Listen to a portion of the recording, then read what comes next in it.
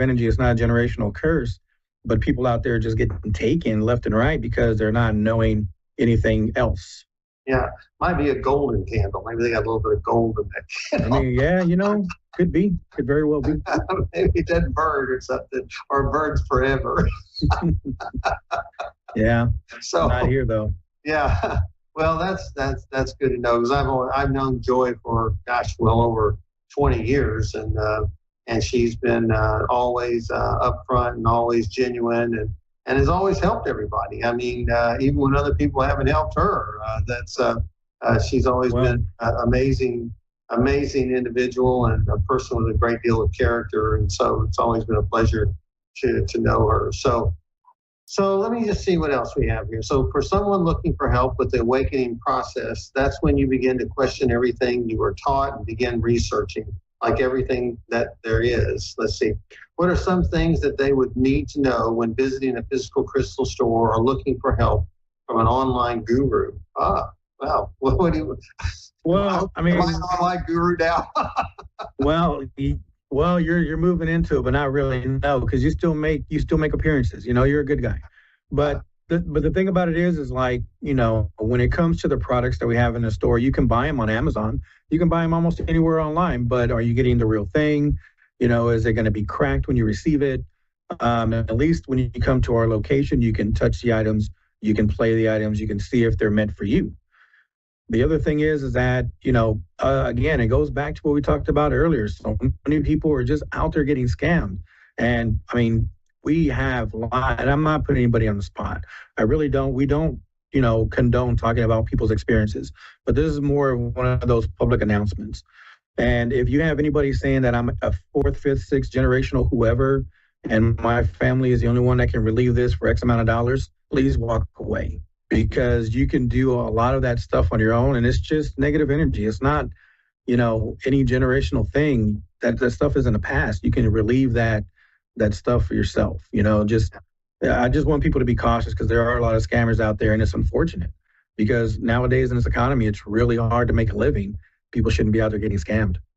Well, I guess you encounter that more than I do because, I find that people that are in that kind of mindset don't last in the business. They don't last, and they're usually rooted out pretty quickly. And I've mentioned on the program a couple of times that there have been a couple of fairs over the 30 years that I've been doing this work that there have been people that would do such a thing, and the moderators of the fair would root them out and tell them not to come back. As a matter of fact, recently there was an incident at one of the places I went, and now I'm the only person they've invited back. So quite an honor that they have done that. But I appreciate it, and like you said, I don't want to mention any names. And like I said, I don't think those people last. They just don't last because it's just like any other business. If you're good at it and you're wholesome and authentic and you're doing the best that you can and people see that you're doing the best that you can, then they're going to stick with you.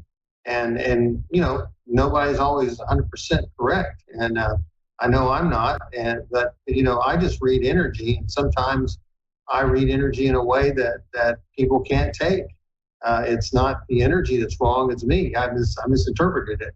But I always try to own up to it. And if I do make a mistake, I do say something. But like I say, I am fortunate that I haven't run up against a lot of that in my business, in my career, because I stay away from that, and I steer away from places that I don't feel have the right energy for me. Not to say that they're wrong or anything. It's just that if there's a sense of being uncomfortable, I just don't go. But I've never gotten that from Miracles of Joy. And like I say, I used to go to your original location, which was in Old Louisville. I don't know if you were around at that time. But, no, I actually wasn't. We would have a tremendous number of people coming into the store, and even in my other locations that I went to, And nowadays, a lot of people just are in the business, and they do a good job, and everybody's going to get a slice of the pie. That's just the way it is. So I don't know what else to say about that. Yeah. But let me just ask you, what modality do you work with? I know you do some healing stuff. So what do you do? Yeah. Well, I mean, energy work has always been a passion of mine, learning sacred geometry, different things that I'm guided to do with my guides. Excuse me.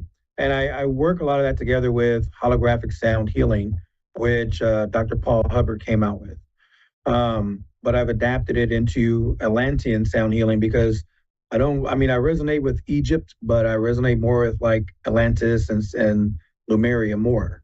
But basically, I can go within a body, I can release vibrations, energy, heal past life trauma. Constantly learning is constantly evolving into something new all the time. And and today it's more of soul retrieve, taking back pieces of your soul from a soul contract. Very good, very good. So you have sessions yourself with clients, and how long is usually a session with one of your clients? Well, I mean, like most healers, if you just want a basic energy attunement, it's like 15 minutes for $30. If you're looking to work on something more serious, a little more rooted, they can go anywhere from 30 minutes to an hour.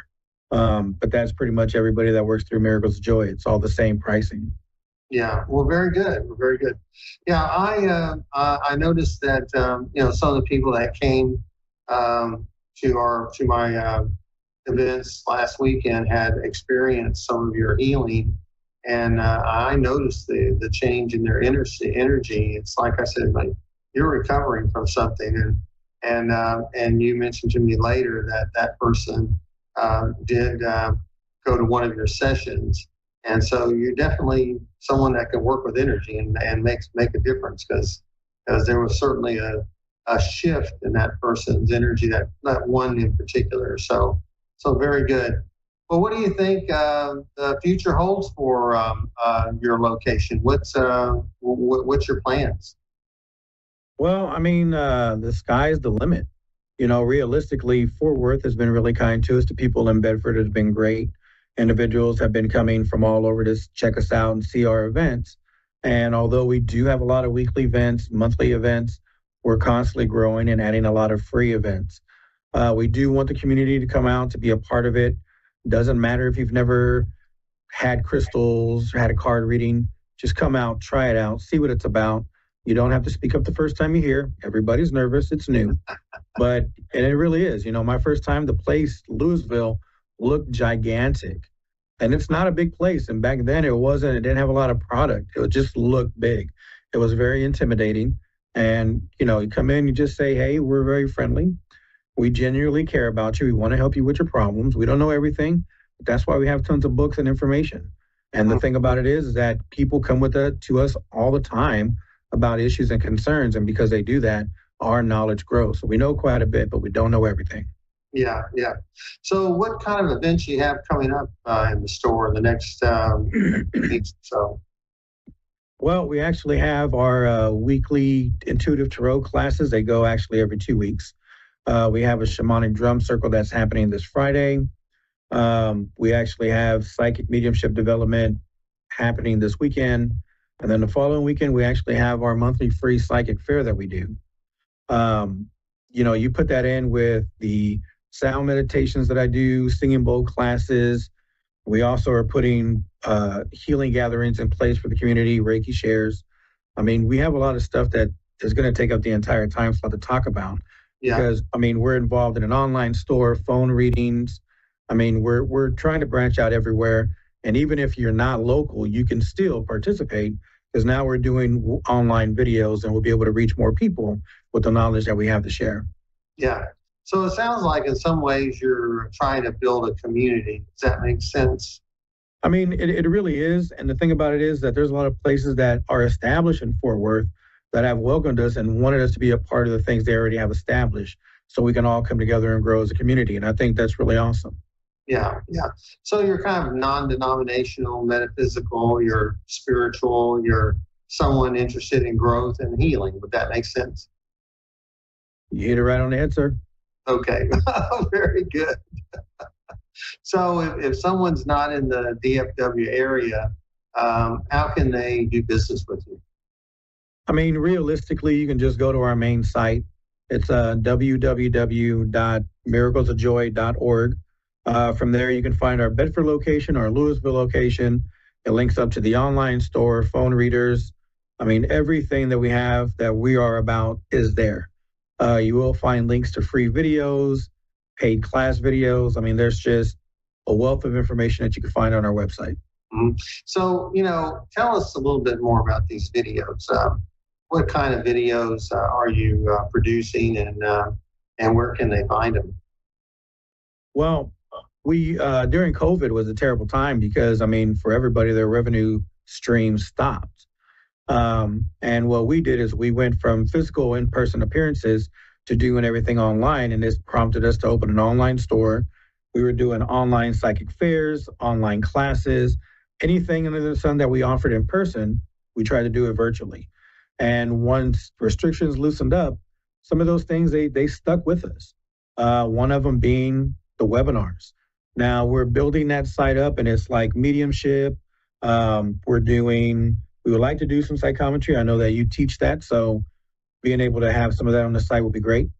But we're also doing like dream interpretations, angels. There's just a bunch of different topics from a lot of gifted and talented psychics that are lending their information and years of experience to provide that to somebody who wants to learn more about it. Mm-hmm. So I know that next month I'm going to be there talking about the chakras. And matter of fact, I'm planning to be there every second Wednesday of the month for till the end of the year with a new topic. And so I'm very happy that you're letting me do that. But I see behind you, you have some of those singing bowls. Can you tell us a little bit about them? And can you tell me a little bit, or tell us a little bit about each of those bowls? What's the significance of each one of them? Camera guy's on it. Yeah, that's good. Well, yeah, I love that guy. He's great. But the thing about it is that, it really depends on who you are. The thing about me is that sound, frequencies, and energy has always been my thing. I was in choir growing up throughout school, but didn't want to be in the spotlight. I was always in the background. But it was the musical notes that really got me, not so much the words themselves. And the thing about it is that there's so much going on with the bowls. People want to hear the exact tones. Their biggest thing is that I need 7 bowls for all energy centers, and this is what I got to do. But the thing about it is when you play these bowls, when you're the actual healer, your intention works with their angels, their ancestors, and their guides to facilitate these changes in the body. So even if you had one bowl, you could still focus on all the energy centers because it's your intention. You're the one putting that energy out there. And so you have to resonate with a particular bowl, and that particular bowl works with your energy. So you don't need to buy all 4 or all 7 bowls. You just have to buy one in order for it to work. Or well, John, I run a business. I want people to buy all 7, but but that's because I have 2 sets. So that would be great. But the thing about it is, being a healer and understanding for myself and my reality what healing is about.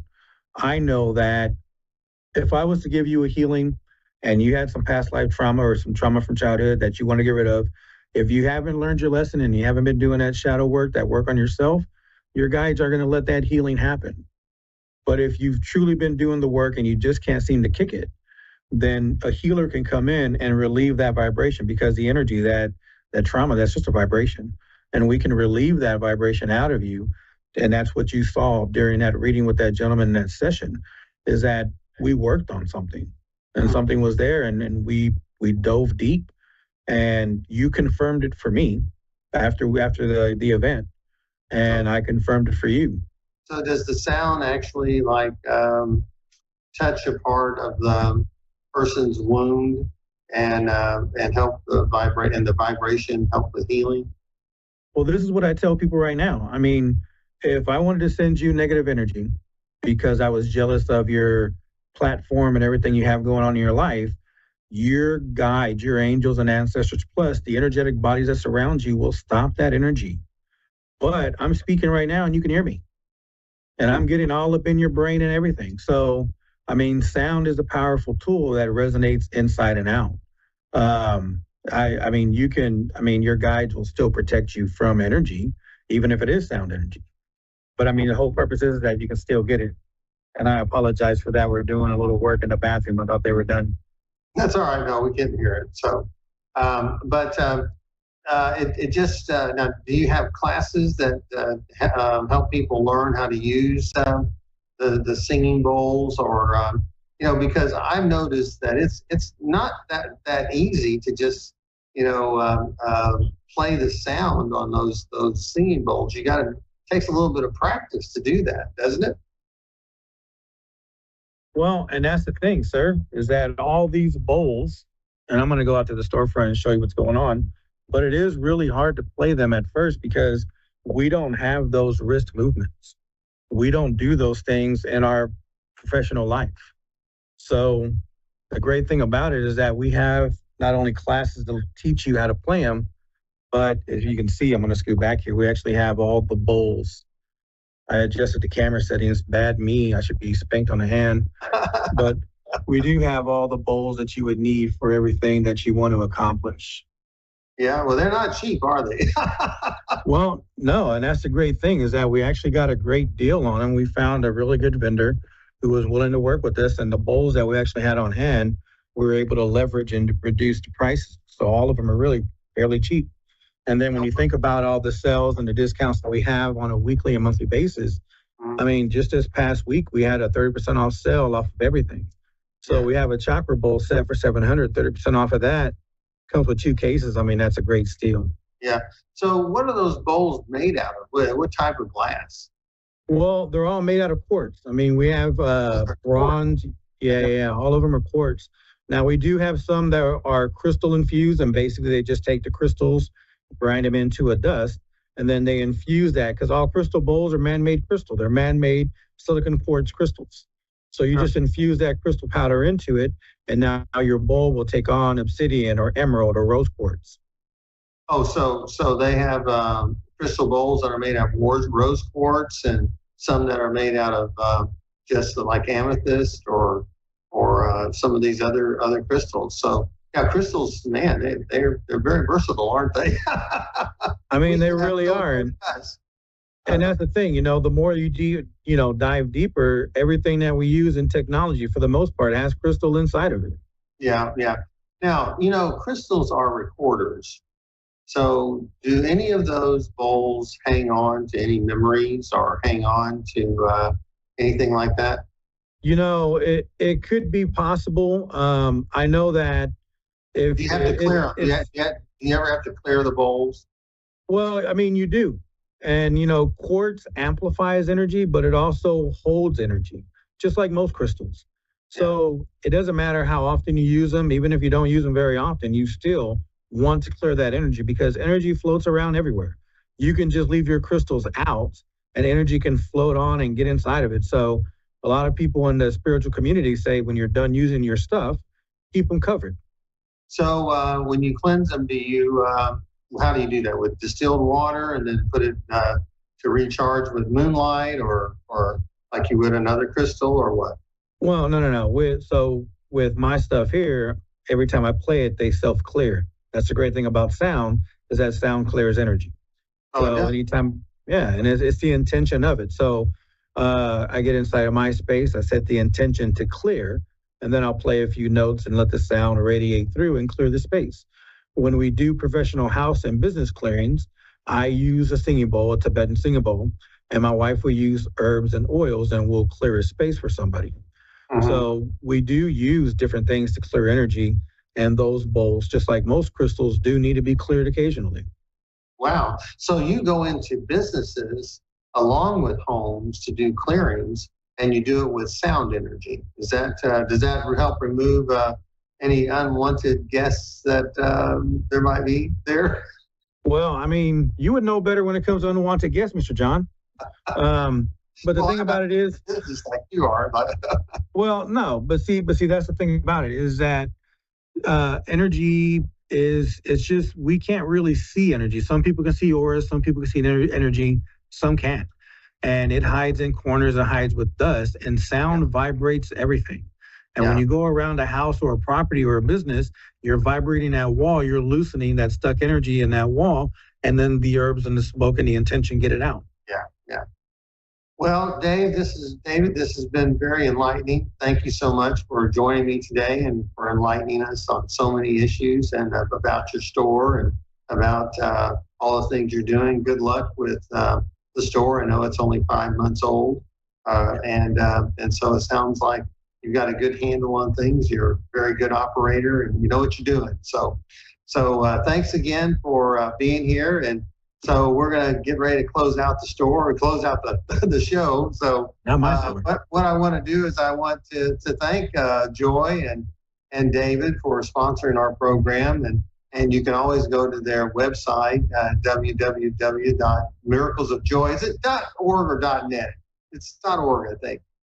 .org. And use PSO223 to get a nice discount. So we appreciate you being our sponsor. And what we want to do is we want to thank all of our listeners and watchers of our show today. It's very kind of you to be here.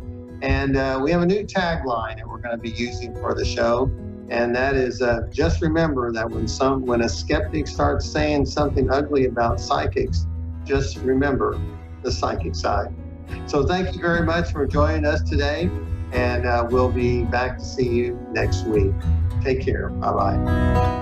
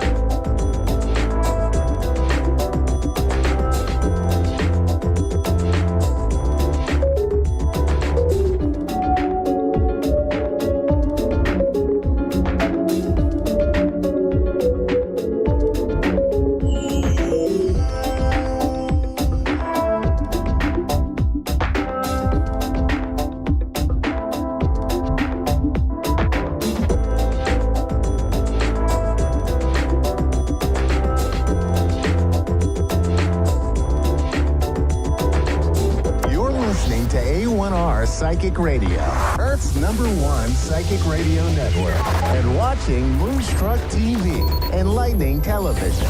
Welcome. Time for the Mini Medium with Stephanie Cowan. Live from carolwithsteph.net. Connect direct. In North America, dial 888-454-2751. In London, 20-3519-2158. In Sydney, dial 02-8488-3147. Or online, contact us through our Facebook page, facebook.com/psychic radio. Or one of our websites, askoneradio.com or moonstruck.tv. This is the Mini Media on A1R, the Ask One Radio Network. All right. Hi, guys. Welcome. Happy Wednesday. Happy Hump Day. This is your Mini Medium on the A1R Psychic Radio and the beautiful Moonstruck TV. I am so excited. Happy to be here today. Been having a very, just a very interesting day of amazing energy. And, we just got out of the full moon, the beautiful strawberry moon. And this time of year is such a beautiful time for just enjoying summer and life. And, here, obviously in the U.S. here, I know in other parts of the world where you're on an opposite, right? So you should be just into your winter time, the winter solstice, right? But I love summer, my favorite time, and the beautiful energy from the masculine, which is the sun. And it's very replenishing. And so I think that energy has been amazing. And then the strawberry season is really where that dang strawberry can be used for so many things, and actually be used. I just found this out today. It can be used in different kinds of, if you do potions or herby stuff. So it's just kind of interesting to see how our things that Mother Earth gives to us, and how we can utilize it and use it to our benefit. So it's been kind of really getting into all of that beautiful, kind of nature, earthy, stuff lately. So everything that Gaia will give to us, right? Gaia being Mother Earth. Beautiful.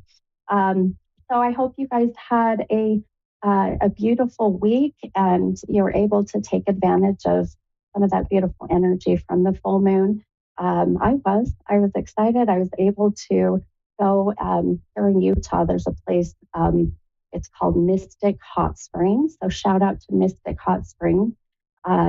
They have a beautiful camp area, and then there's these beautiful natural hot springs that are up on the mountain here in Utah. We have beautiful mountains, and you just sit in these like old tubs, and the water flows beautifully down into these tubs, and just so recharging and cleansing, and those beautiful natural minerals. I mean, the water was some of them were a little toasty, and it's a little warm outside right now, but being at nighttime under the full moon and just soaking up all that beautiful energy, very just amazing. I don't even know how it's, but it's magical. So I highly encourage for you all to do that self-love and take care of yourself by,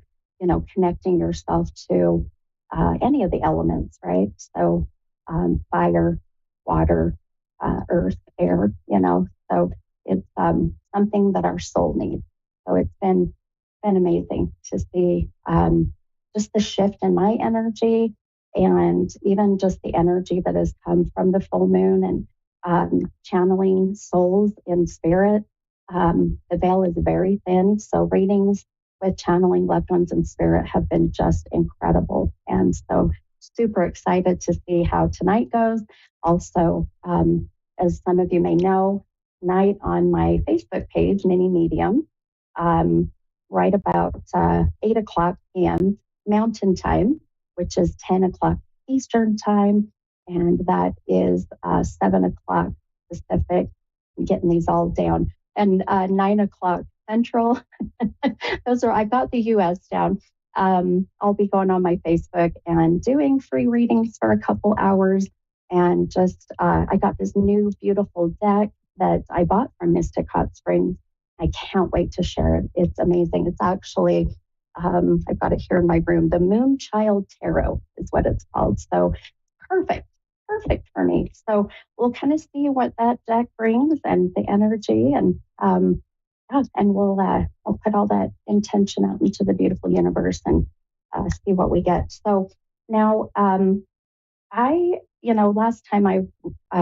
last week on my podcast, I really wanted to pull a card a little different, and it's this deck called Talking to Heaven. And I think lately, the my mediumship gift, if you will, and all of the clairs that are really connected with mediumship have been on overdrive. And so I've been getting a lot of connections and messages really through clairaudience, so hearing a lot. And I decided, instead of pulling an affirmation, I have a very strong soul that's been with me today. And I was picking up a name, and again, my number I always get. And then that soul really just made up my mind that I was going to pull a card from this Talking to Heaven. So I always listen to that little voice, right? That I always say, listen to that beautiful intuition, and never ever second guess it or ignore it, because I'll tell you, it's there for a reason. So I'm going to share that before we take any callers. So the number today that has been very significant and strong is number 18. So 1-8. Now, when a soul comes in, and whether it's a loved one in spirit, or whether it is my spirit guide working with one of your spirit guides, they will bring through numbers, messages, and oftentimes it will connect to a death date, a birth date, a year, age. And so that 18 is going to really be a number of validation of who this soul is, but also can connect with anyone here in the physical world. So the 18th would be the 18th of a month as a death date, a birth date, a significant date, 18 years. And I literally just heard that, 18 years. So there must be a connection. The age of 18 years ago, that you were with that person for 18 years. This is kind of what they do. And then also, I kept hearing the name, very one syllable, but I got a little at the end. So I kept hearing Jack, Jake, even a Jackie, because I got a little bit at the end there to where I wasn't too sure. So, again, this is the soul on the other side wanting to validate who they are, or who they connect with here in the physical world. So hopefully that connects with either a caller tonight or on my Facebook when I do my free readings tonight. And, I say hopefully, but I always trust, and I know it'll connect, but I always love to see how that plays out. So with that, I'm not going to go into the details of the book that goes more into the message, because I know for sake of time, but the message from this particular soul, also, I feel this going out to others who have lost someone, has a loved one in spirit. So the message from your loved one in spirit, very simple, but I feel very impactful, says, my mind is free. My mind is free. And I'll show that on the camera here, so in case you go watch it on YouTube, on Moonstruck TV, or on Facebook later. So it's just beautiful. And I can't help but think that when I see that my mind is free, it really is where they may have suffered with a lot here in the physical world, where they couldn't calm the mind, or maybe they, they struggled with depression, and now they feel like their mind is free and they're free to be in what I call their version of heaven. So, but I just got chills everywhere. So I'll tell you, boy, I have a strong feeling we're going to definitely have a beautiful connection with this soul to somebody. So, but let's dive in and let's connect and see which of our callers, if this connects, and otherwise also get some other beautiful connections. So my first caller tonight, this is, I believe, Jerry. Jerry is in Florida. Hi, Jerry. This is Mini Medium. Hi. How are you? Hi, nice to meet you. You as well, my friend. How are you? I am hanging in there. How about yourself? I'm right there with you. And I say, some days that's the best we can do. And That's feel blessed. Exactly. Well, how can I help you tonight, hon? Well, I would love a reading, as well as one if you see anything, any messages that they're giving you from the other side, or my guides are giving you about now with my life. Sure. Okay. Sure. I would love to.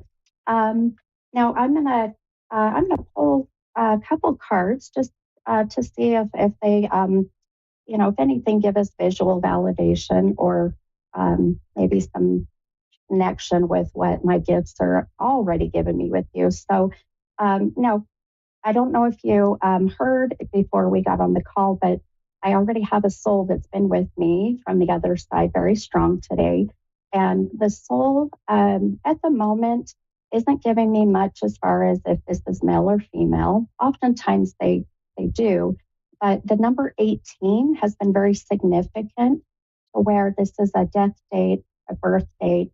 This can be 2018. This is what they'll do when they come forward and want to validate who they are. Do you connect with that number 18? I don't. I'm usually pretty good with catching on to these things, and I don't for the 18. Okay, no worries, my friend. No worries. I always know that the right person, it'll connect beautifully. So also keep in mind, I forgot to mention this as well, the date of January 8th is also where that 18 will come in. So just keep that in mind as well as we go through your reading here, okay? Okay. Okay. All right, my friend. So I pulled a couple cards for you and just some things that, and of course, I'm going to leave my mediumship open to see if we get any soul stepping in. Now, you pulled very interesting. You pulled a 9 of Cups card right side up. Your other card is the Lover's card. Now, the Lover's card came out reversed. So when that comes out reversed, it connects to what we call shadow work. And shadow work, as I give it in my little spiel, it's the things that you are personally working on just for you, or those things you need to work on. But just try to be your best version of you for however much longer you have left during this lifetime. So, my friend, when I see these two cards for you, one thing I really feel that I want to encourage you to do, especially for the rest of this year, my friend, is to really start filling up these cups, as I put it, when it comes to really to self-love, getting back to yourself. Also, there's also a disconnect at the moment with a significant other in your life, even to the point, my friend, where I feel that disconnect is either you have a spouse, a significant other in spirit, or there's an emotional disconnect. Do you understand that? Yes. Okay. And is that significant other, have they passed, or is this more emotional? Well, I have a significant other that has passed, and then I also have a current one that's here now. It would be Perfect. emotional. Okay, and that makes sense. Why usually I don't ask questions to confirm, but because I felt both, now I understand why.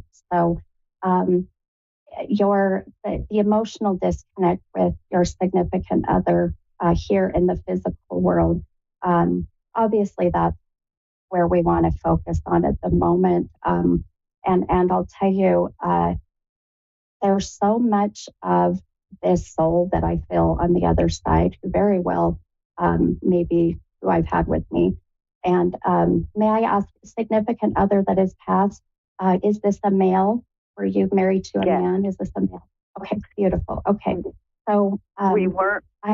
Okay, I won't say anymore. Yeah, yes, no, but it is a male. Good, yeah, you're good. And so even if you weren't married, if there wasn't a commitment there, just know that there was, but the government, the way it works, wouldn't allow us to be at the time.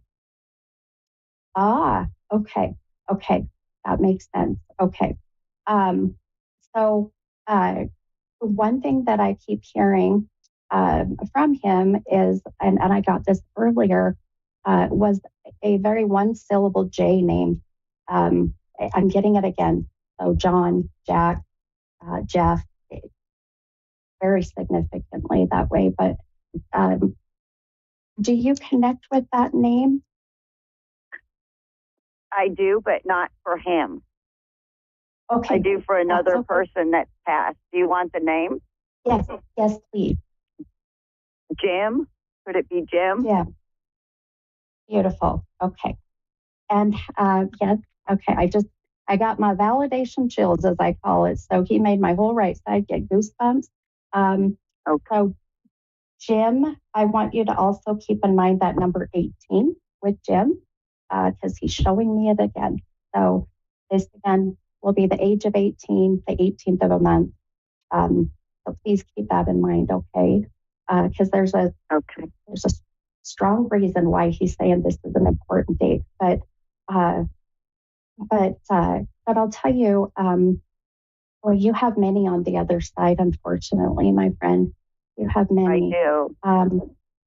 Dang it. Yeah. And so I know for sake of time, I know I have another caller, but I want to tell you, with the relationship you are in right now, and that's really my main focus at the moment, please, your guides are begging for you, and for me, I guess I should say, to share with you. Please trust the intuition and the messages that you've been getting, which are them, because there's been so many messages and these little thoughts that you have had, but sometimes you may feel that you're overthinking or overreacting. And the biggest message for you, without a doubt, my friend, is to please listen to those, because they are absolutely on point. And really, I just keep hearing a lot. The energy that you are putting out into this relationship is not being brought back to you in return at the same amount or the same speed. Does that make sense? Okay. Sometimes it does, and sometimes it doesn't get reciprocated. Yes. Agreed. And that instability of energy can really be draining for you, my friend. And that's where I just want you to make sure that you are giving back to yourself, okay? Okay. All right, my friend. Well, I know I have another caller waiting as well, but I appreciate you calling, and if anything, I'll leave you with, you have a beautiful and amazing intuition. So please listen to that, okay? Can I ask you something before you go? Sure. Do you hear anything from my mom? I have not had any female souls or any female souls with me today, nor have I now. It's been very male based today. So unfortunately, I haven't. But I always say, um, there's always a reason. And sometimes it's that they are, they're not ready or you're not ready or, or just the timing is not divine timing. So, but I think you know that she's with you. They're always with us, always, always. Yeah. I'll tell you, I know you're in Florida, so I think you're about an hour ahead of me. But if you're up here at, it's 8 p.m. Mountain Time, which I believe is 9 your time, 9 p.m. Oh, you're 2 hours ahead. So, yeah, so just if you're on Facebook at about that time, I give out free readings. I would be happy to see if we can't try to connect with Mom through my Facebook page, and that's Mini Medium. Okay. I'm sorry, I couldn't understand what you said. Oh, you're okay. So here at, it'll be 10 o'clock your time on Facebook on my page Mini Medium. I do free readings for a couple of hours. And if you're up and you have Facebook, then please feel free to hop on and I'll see if I can't help you to connect with Mom. Thank you.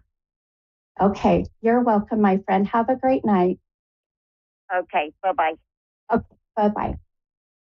Okay, all right, my friends. I know we're close on time, but see if we can't help Tammy. Tammy in Texas. Hi, Tammy. How are you? Hi, I'm good. Good, hon. I'm so sorry. I know we're very limited on time, but can you tell me how I can help you tonight? I was wanting to know about families and friends. There was a loss that I found out about recently. Okay. Okay. And are you hoping to maybe channel that soul? Yes. Okay.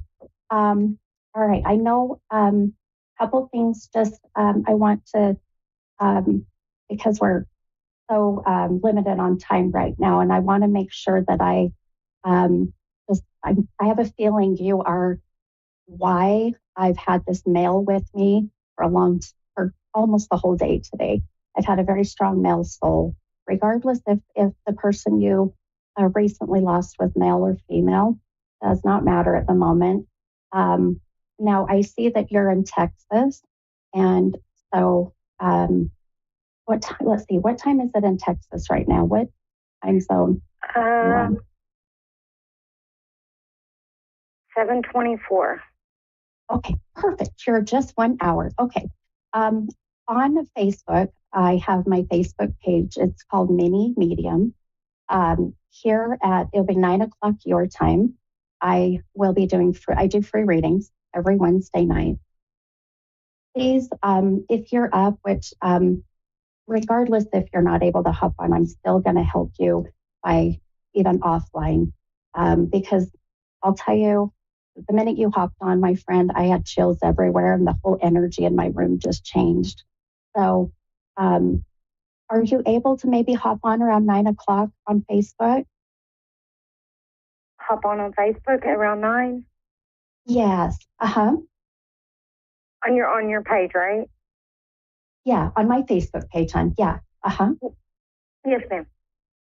Okay. If you can do that, my friend, hop on, let me know who you are. Just say, hey, it's Tammy, from Texas, and let me know. Also, my producer just messaged me. I'm reading that and trying to talk too. He is going to put a link on the A1R page on my show. to my Facebook, so it'll be super easy. Go into there, let me know who you are, and I would love to try to connect and channel with at least the soul that you just recently lost, okay? Okay. But I'll tell you, in the meantime, let me ask you, I think we've got 2 minutes. Is the person you recently lost, is this a male?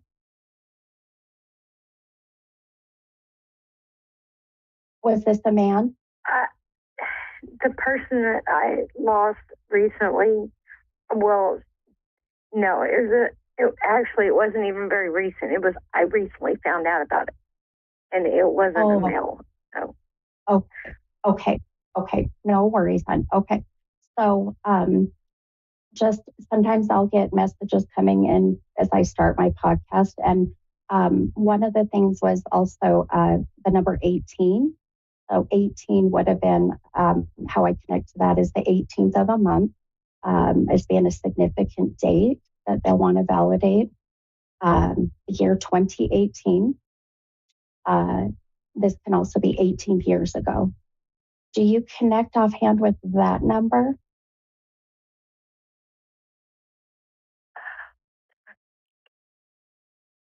Yeah, it takes a minute to process. I know. That's okay. That's okay. Well, take some time to think about that. I think one person that is living has a connection to the 18. Okay. All right. Okay. So hop on that Facebook page live tonight. And like I said, let me know who you are. And I will be happy to help you tonight and see if we can't get you some comfort or healing. Okay. All right. Okay. All right, my friend. Well, thank you for calling in and hope to talk to you soon. All right. Thanks. You're welcome. Bye-bye.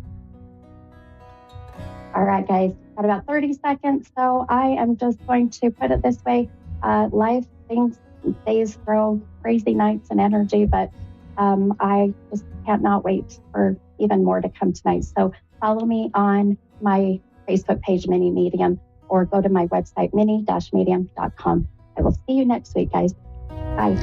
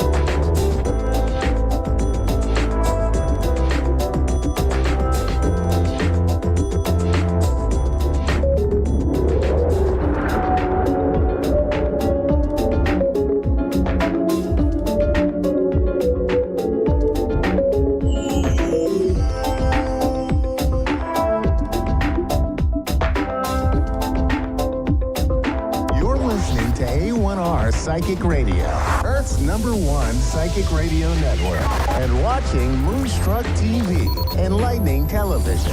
Welcome. Time for Psychic Paths with Suzanne Marie. Live from PsychicPaths.com. Connect direct. In North America, dial 888-454-2751. In London, 20-3519-2158. In Sydney, dial 02-8488-3147. Or online, contact us through our Facebook page, facebook.com/Psychic Radio. Or one of our websites, askoneradio.com or moonstruck.tv. This is Psychic Path on A1R, the Ask One Radio Network. Hello, everyone.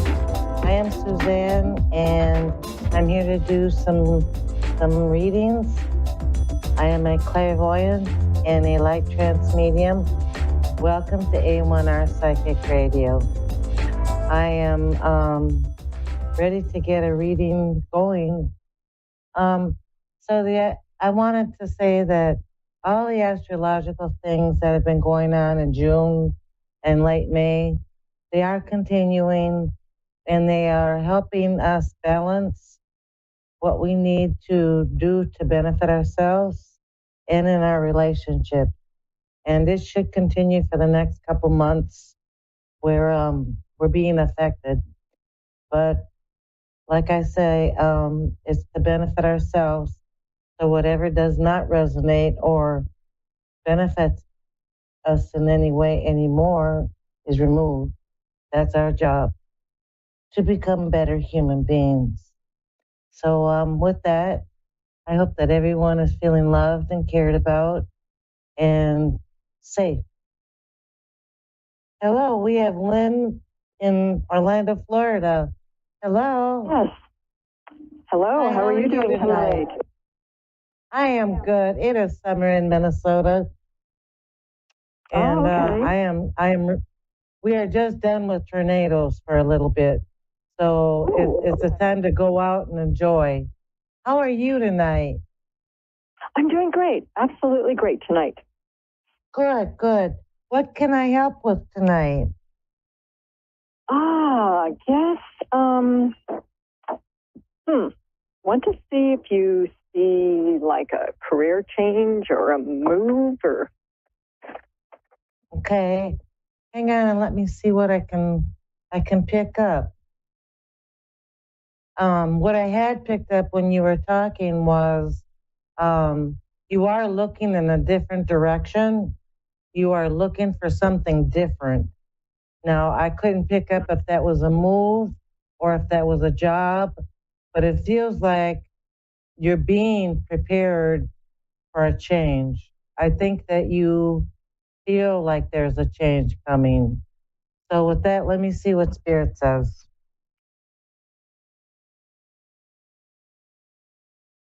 Oh, you're on the fence. Spirit says you're on the fence about a change.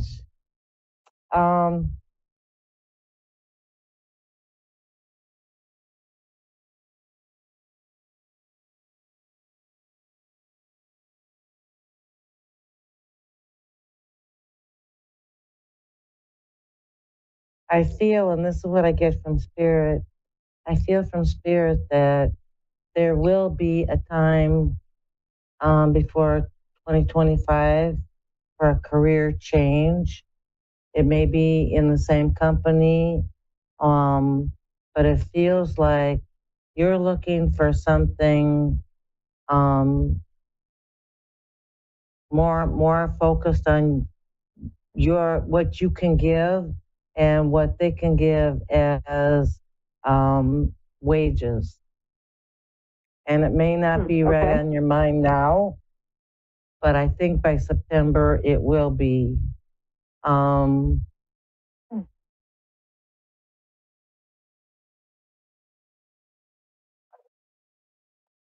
You really, what I'm getting from Spirit is you're really, really good at what you do.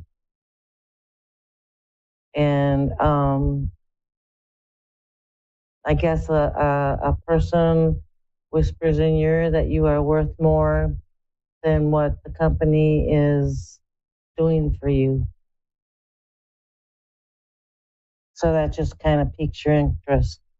Okay. And when you asked me about the changes. I just feel like you're kind of wishy-washy on any changes. Like you are okay for the moment, um, but at the same time, you wouldn't mind a change in these areas. But I do feel a wibbly wobbly kind of maybe not. Maybe when it happens, because we're always ready for change until it happens, and then it's a lot of work. True. That's true.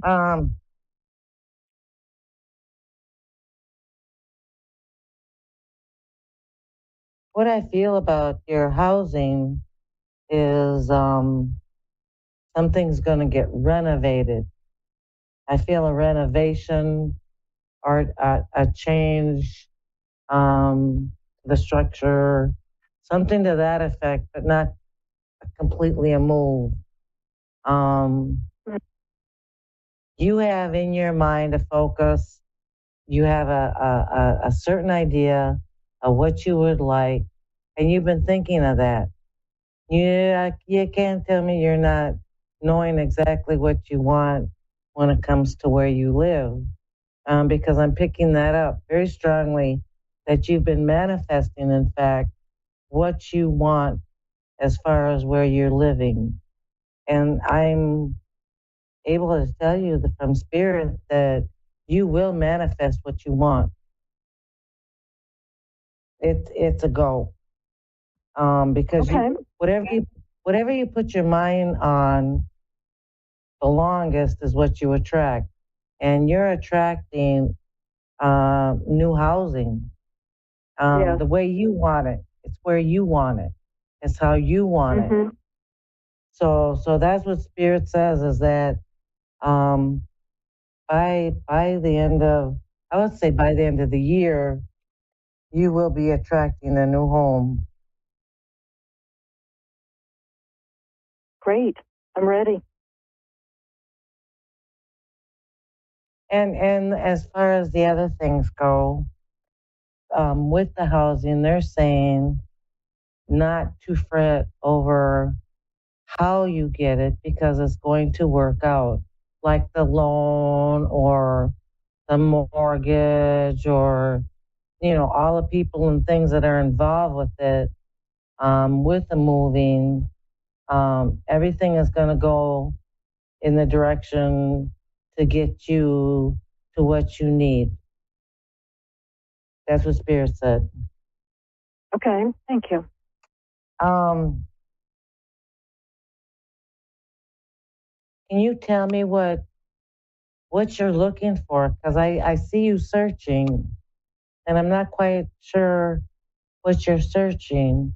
But okay, so I had a little voice tell me peace or contentment or quiet. Yeah, peace and content, all three. Okay. Let me see that for a minute.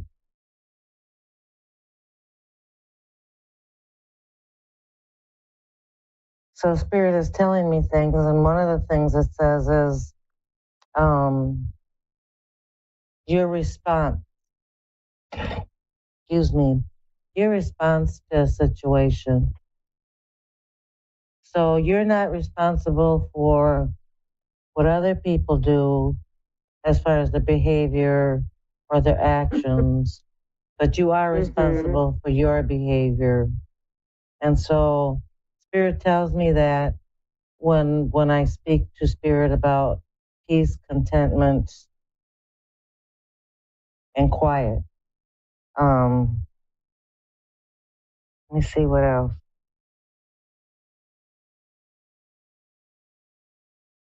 They're also telling me that you've learned a great lesson.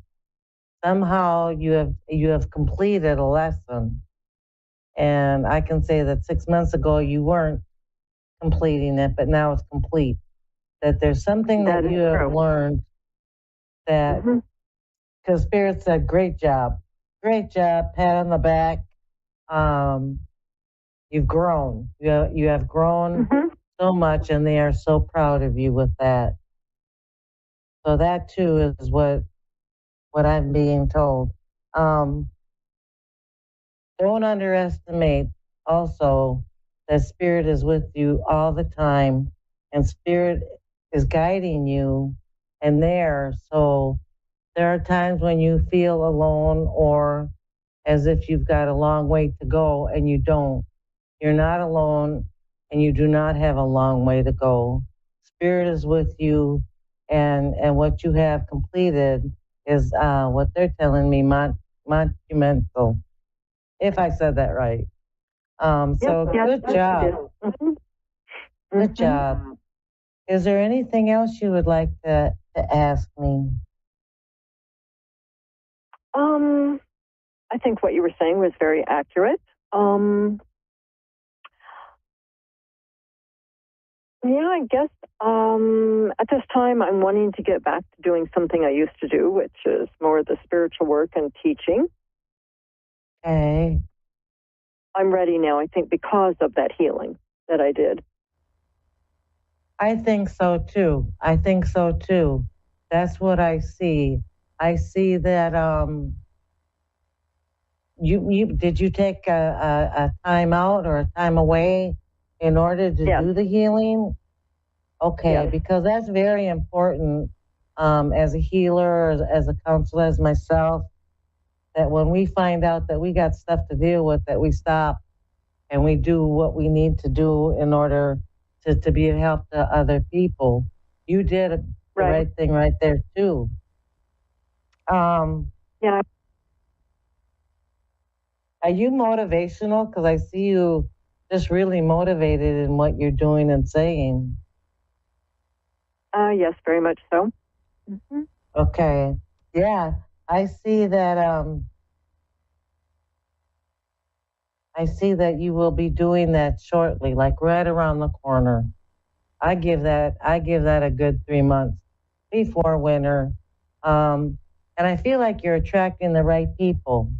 There will be people who are attracted to what you have to give and share. And that should happen right away. I'm not going to say that you'll be doing it within the next 3 months, but there's a lot of energy out there that's saying it's the right time and the right place to get that going. Okay. Because I don't see you have any bad residue. I think you've done great. And I think that there's going to be some people who are going to need that lesson. Whatever you have gone through, you're going to share and help a great amount of people. That's what I see. My life has been based around that. As I go through something, then I have to help others with the same situation. We can't help it. I know. That way you go through no judgment for someone else. Yeah. It's like, how do you know? Well, for heaven's sake, I'm talking from experience. So I think that you're going to do very, very well. And I think this next year is going to be very, very wonderful for you. I think good things are coming your way in abundance. Thank you. Okay. Well, thank you so much for allowing me to share tonight. I appreciate that.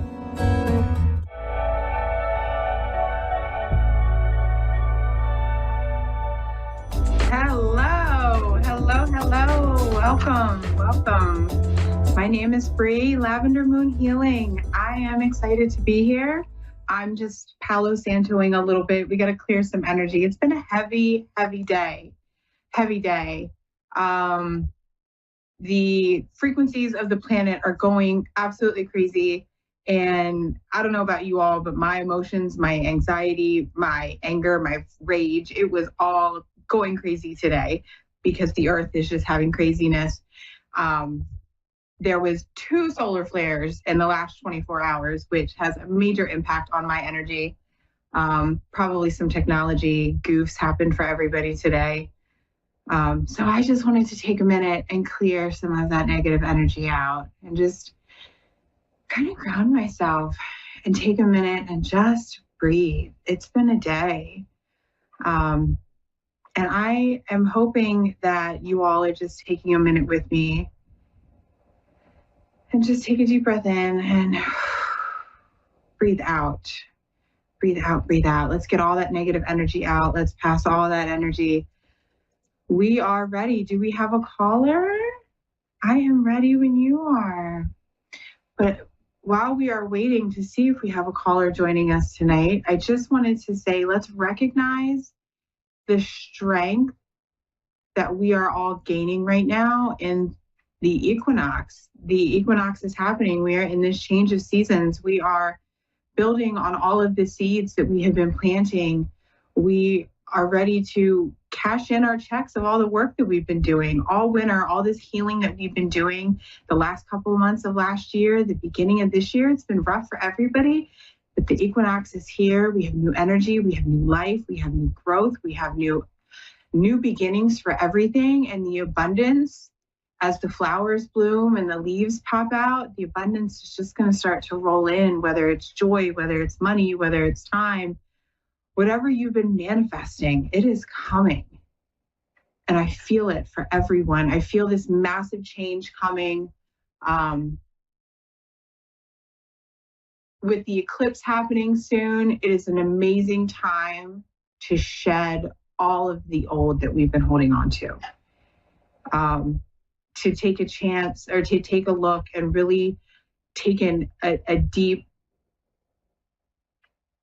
inventory of ourselves and really shed what is no longer serving us. We're not taking that into this next season. We're not taking that into a season of growth. We're not letting things hold us back. We are growing and moving forward, and we are blossoming into beautiful beings, and we are awakening with the planet, and we are just becoming magnificent beings. And I cannot wait for all of this to happen. I am ready. Oh, and look, we have a caller. We have Shauna from Alabama is here to join us tonight. And I am so excited. I'm excited. So let's welcome Shauna from Alabama. Hi. Hi, how are you? I'm doing. I'm doing.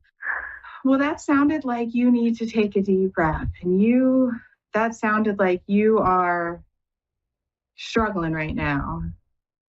I am. Very much.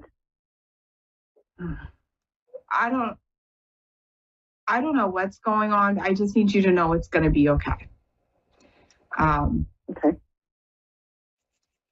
Life is always going to hand us things, and the challenges that we experience and the trials and tribulations are all a part of the lessons that we need to learn in life. And when we go through these challenges and we have these times where we feel like we just can't take it anymore, we get so overwhelmed with the emotion of stress and fear of the unknown that we forget that we can take a step back and look at the lesson that we're being taught here and look at what it's preparing for us. And right now, whatever you're going through is preparing you for the next season in your life. And it may be hard. You may be saying, why me? Why am I dealing with this right now? But it's preparing you. It's building the strength.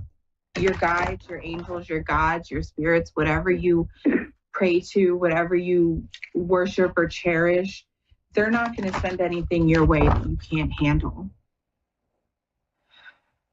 Right. Does that make sense? It does. It does. It does. Okay. Would you have a specific question for me tonight that I can help you answer? I felt called to pull out an oracle deck because I feel like you need a message. Yes, I do. I do. It's just been rough, a lot of things have been changing recently, and yeah. I'm just, yeah. I can sense that. The changes can be good though. It's going to be the way that you perceive it, the way that you look at it, the way that you adapt to it. People come and go out of our lives, and things happen and challenge us, and it's just all in preparation for that next phase. I can't promise you that it's going to be better tomorrow, but I can promise you that if you change the way that you're looking at it, if you look at the lesson, you need courage. Are you struggling to make a decision right now? Are you struggling with a decision? Are you scared to make a decision? Well, kind of, yeah and no. I'm kind of going through a breakup. Okay. I just got a job, and I'm trying to find my own place. And for the first time in my life, I'm putting me first and trying to learn to self-love me, and I'm struggling with it. Yeah, because I don't know what I'm doing. I'm proud of you, and if nothing else, that's what I can say to you is I'm proud of you for putting yourself first, for recognizing that you were in a position that was not for your highest and greater good, that you deserved better for yourself. And I'm proud of you for that. And nobody has probably ever said that to you, but I'm going to let you know that from the bottom of my heart, I am proud of you to put yourself first. Thank you. But it's hard. I'm being almost 43 years old. It's never too late to start over. It is never too late to start over. And your life is just beginning. You have I'm 42 and I'm going through it myself, making these major life changes. Oh, you're in a period of growth.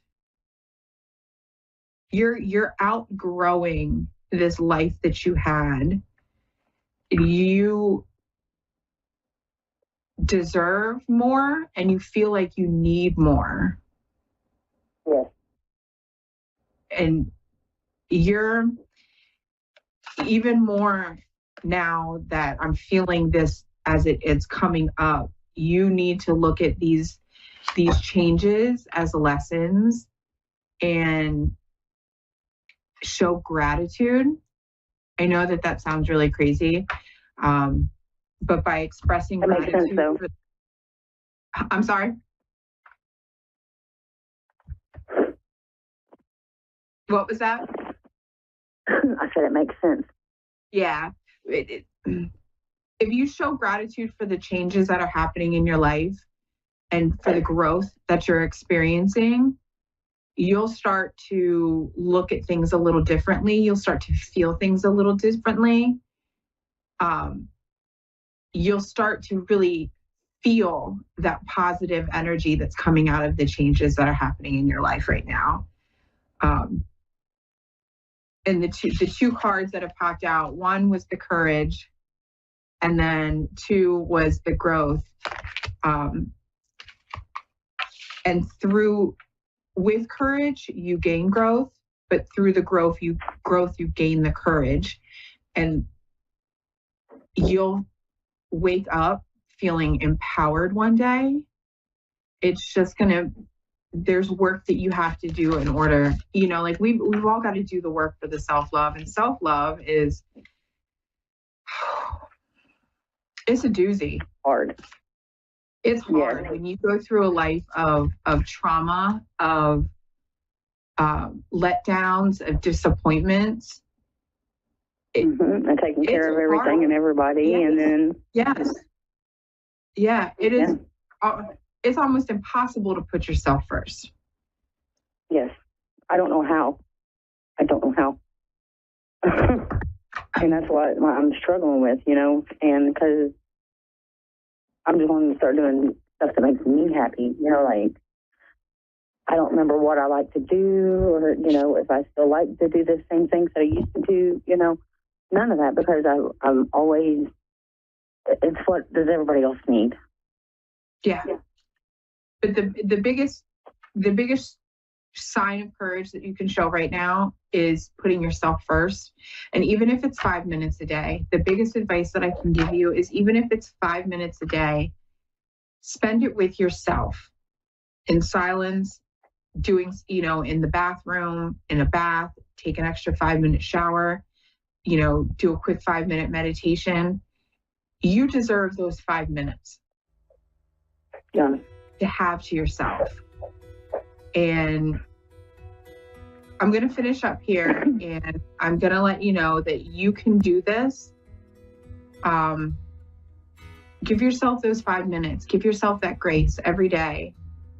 And write affirmations on your mirror. So when you look at yourself, you look at an affirmation that says, I am loved. I am worthy. I am worthy of the love that I deserve. And then repeat those to yourself, looking at yourself, eye contact, and really feel it with your emotion. And if you do that every day, your thought process is going to start to change. And it'll really help you in this transition that you're going through, okay? Okay, thank you. Well, thank you. I am so honored that you joined me tonight, and I do hope that I gave you a little bit of healing advice and a little bit of optimism. And I am so grateful that you joined me this evening.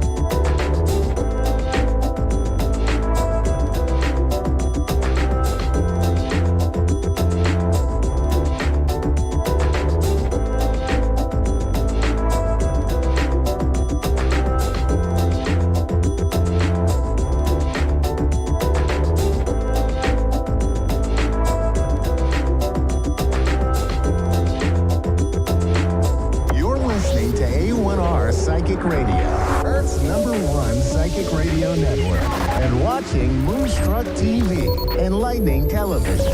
Welcome. Time for New York City Celebrity Psychic with Perry Lyons. Perry Lyons. Live from PerryLyons.com. Connect direct. In North America, dial 888-454-2751. In London, 20-3519-2158. In Sydney, dial 02-8488-3147. Or online, contact us through our Facebook page, facebook.com/psychic radio. Or one of our websites, askoneradio.com or moonstruck.tv. This is New York City Celebrity Psychic on A1R, the Ask One Radio Network.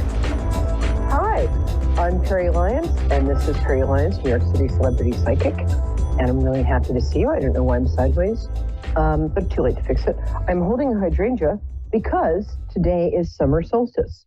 And I tried putting this down my cleavage, but you know what? I'm going to put it back in the vase. And thanks for playing. Okay. There we go. So today's summer solstice, and here are some activities that you should have done today, and it's probably too late because I certainly didn't do them. Observe either the sun's rise. I don't do mornings. Sorry. Or the sunset. Missed that one too. Sit outside and commune with nature. It's pouring here. Not going to happen. Light a bonfire. See previous statement. And celebrate the marriage of the earth and the sun, which sounds dangerous and sort of inconvenient. And what will the children look like? Also, what do you get them for a wedding present? I mean, they have everything. What are you going to get the earth? How about some flowers? I think I've got that covered. What are you going to get the sun? A flashlight? Anyway, a blender is always appropriate. I got 72 of those at my wedding. I still have some of them longer than I did the actual husband. That's not true. 15 years. Anyway, hi, Adam. I'm in a very strange mood today. I don't know. I heard from my friend Kiki Valentine that she was, isn't that the best name ever? She's like, what is up with the solstice? And I'm really grumpy. I'm never grumpy. I'm so cheerful. I'm annoyingly cheerful, I've been told. I'm a little grumpy, so you can call in. I'll be nice to you, maybe. But I am waiting for your calls in Canada, Australia, the US, New Zealand, all of the United Kingdom, which sounds sort of enchanted. I live in a kingdom. What else? Okay, so the summer solstice is, I'll get a little serious here. If you do want to light a candle, think of some intentions that have to do with summer-related things. So you could have an intention to receive, for instance, as we receive nourishment and light from the sun, to receive spiritual and emotional and, and physical nourishment from whoever happens to offer it to you. Got a light. And to receive and lean into your own growth.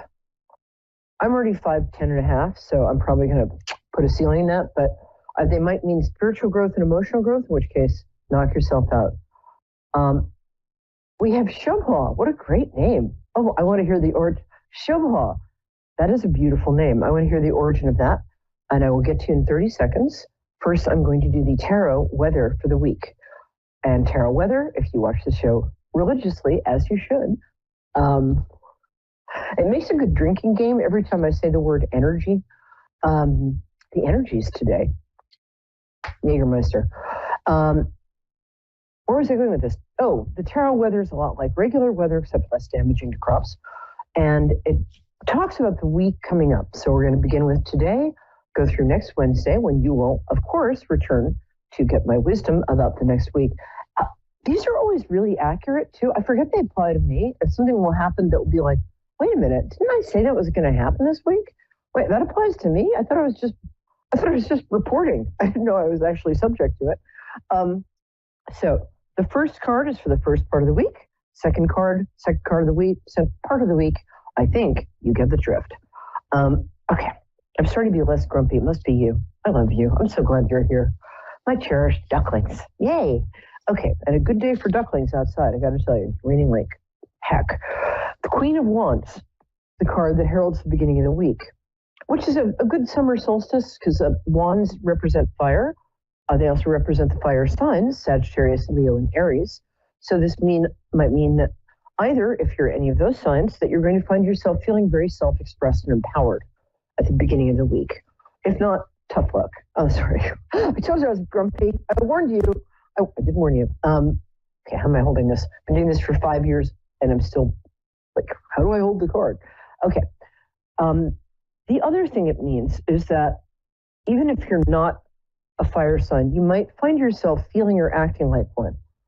And what I mean by that is traditionally fire sign people or fire sign, well, she's a woman, but fire sign people are outgoing, attractive, very like, let's get this done. Kind of almost annoying, but they're very good at it. So you might find yourself sort of the center of attention in a very nice way. You might find yourself accessing your inner Leo, or access my friend Jennifer's sign, your inner Aries, which means that you're very kind and you get stuff done, and you listen to me whine about ex-boyfriends calling out of the blue, which might be why I'm so grumpy. Sorry. It's been happening for everybody I know this week. The minute you stop thinking about a narcissist is the minute they call you. What is that? Okay. The minute, literally the minute. Okay. I hung up. So, second part of the week, Mohawk, I really want to talk to you. Don't go anywhere. And Mohawk, while you're waiting, what I'm going to ask you to do is activate your vagus nerve, VAGUS, by breathing in deeply and then breathing out through the nose, then breathe out through the mouth like this, like you're blowing out a child's birthday candle or your whoopee cushion. So breathe in deeply through the nose, breathe out like you're blowing out a birthday candle. My friend Marty Millett, who's a great singer, I'm just name checking everybody today. She really is great though. Taught me this, and it really does calm you down. In fact, I should try it right now. But this is a lover's card. I know it looks like snakes. I don't know where this deck came from. It's like lovers, snakes, whatever. Not this sounds a little cynical to me, but whatever. But the lover's card is part of the major arcana. When you get the lover's card, it can either be, as some readers like to say, the merging of your dark side and your light side. And you know what? No, it's about love. It's about romantic love. End of. So if you get the lover's card, your opportunities this week for romance, because it's a major arcana card, which means it's a big deal, are going to be kind of off the charts, especially, I'm going to say like Monday, not Monday, over the weekend. Yeah, over the weekend through Monday. Don't date snakes, unless that's your thing, in which case, no judgment. People who say no judgment are always really judgmental. Have you noticed that? It's like they're saying no judgment just to throw you off. No judgment, judging you. Okay. The Page of Wands means, because it often heralds the birth of a child, if you've just gotten the lover's card, you might want to take certain precautions. But it also means, for me, this is a card of positive communications via text, email, letters, which some people still write. All three of us, I still write cards and letters. But it generally heralds, I've found that in readings, it heralds good news coming through some form of communication that has been written and thought about by the sender. Okay, Shobha, beautiful name. Are you still there? Have you fallen asleep? No. I'm still here. I love you. Thank you. Can you tell me about your beautiful name, where it comes from, what it means? Well, I'm from the Caribbean. My ancestors are from India, and my name means beautiful decorative ornament. Oh, that's so nice. Are they from like Trinidad, a place like that? Yes, correct. Exactly there. Well, I do this for a living, but I love Trinidad. In fact, my great uncle was ambassador to Trinidad and Tobago for 10 years. Yeah. Anyway, hi. Sorry. So I like to connect with people through their birthdays. So, darling, when is your birthday? April 18th. You're an Aries. Yay. Yeah. I love that. That's right. Also, you're 18th, traditionally 18. It's the Hebrew number Chai, which is considered the number of life. So you're supposed to have good luck if you're born in the 18th. I was born in the 18th. I'm pretty lucky. I think you're lucky. Okay. How can I help you? I will focus. I'm like the ADHD psychic today. Sorry. I'm not sure. Well, let's see. I was going to ask you about love, but I think I'd like to ask you about work. That's like an interesting thing. Yeah, I'm picking up on both of those, but let's go with career. And an interesting thing in my practice, people just assume that women want to know about love and men want to know about a career. It's the exact opposite. Always has been, always will be. Women do want to know about love, but it's kind of second. Because as women, we have to make sure that we're secure so we can take care of everybody around us, which they're going to expect, whether we want them to or not. Good thing I'm not bitter. Okay. Sorry. So let me see what I'm getting about. Let's pull. I don't usually pull cards. I'm going to do that for you because you're cool. That really is the coolest name. Okay, it looks like you got the strength card, which is a woman either taming a lion or persuading him not to rip her head off.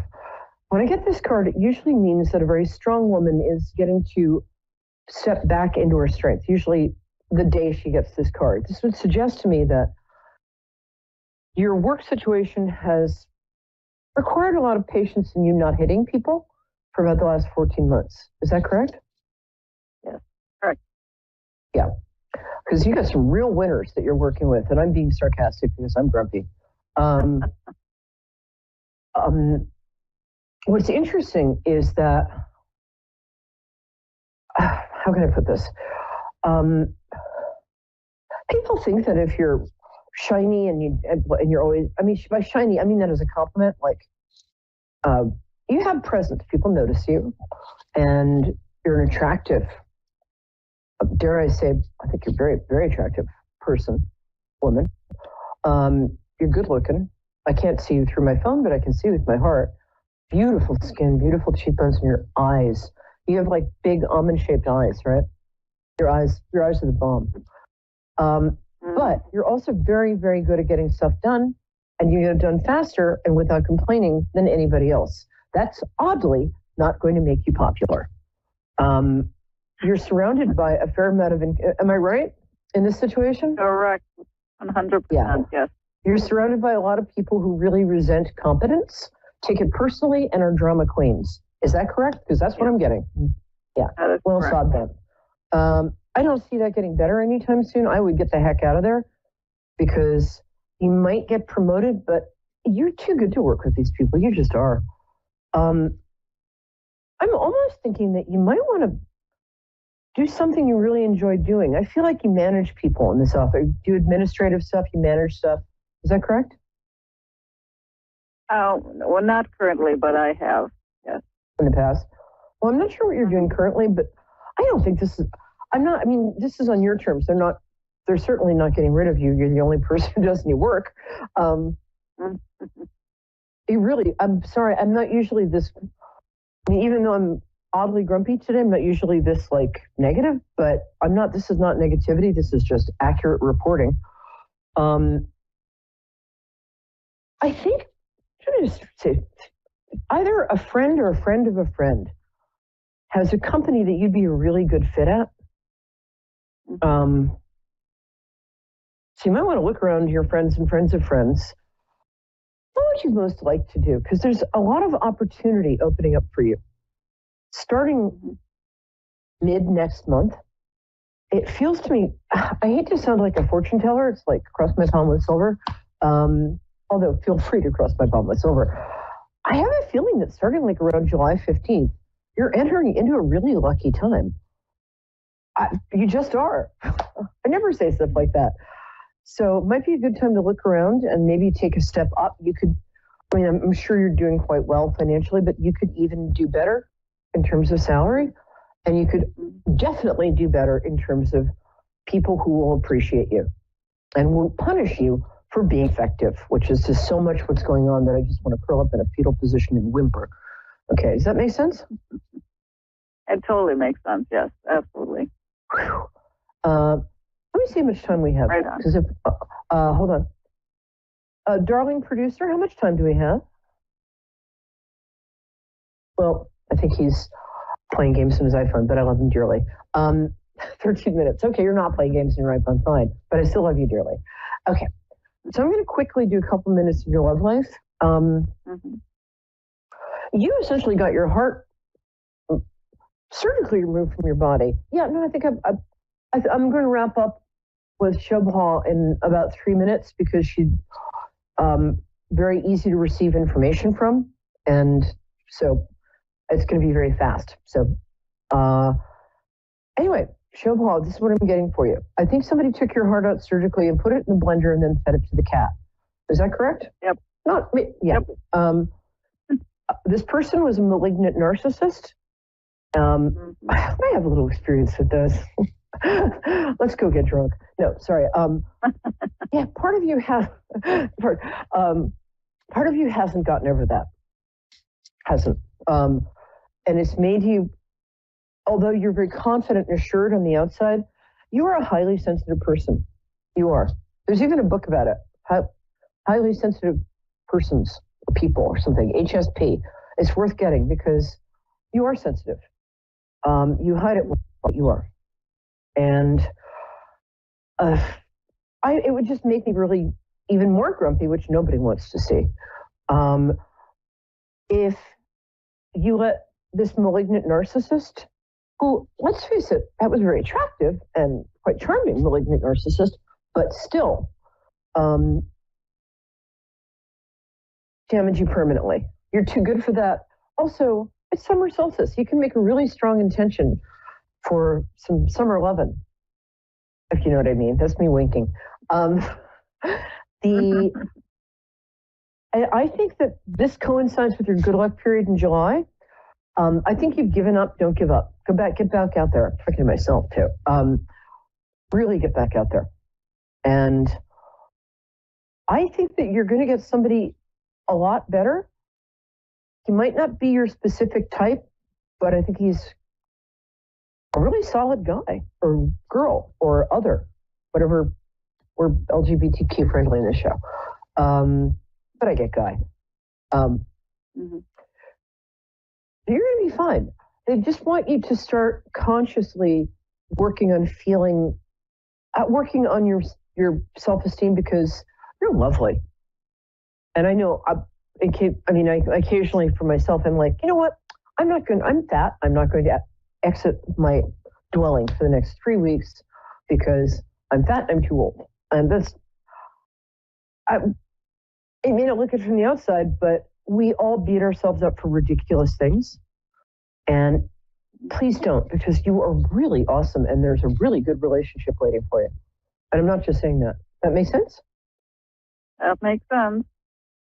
Cool. One last thing. Do you go to church or anything like that? Or do you go to church or a spiritual group or anything like that? No. That's fine. Volunteer work might be a good place to meet this person. It's something that's for the greater good. All right, my love. Sure. Well, bless you. And let me know how you're doing. I'm perrylyons.com. That's my real website. We got to fix that. And that's Perry Lyons on Facebook.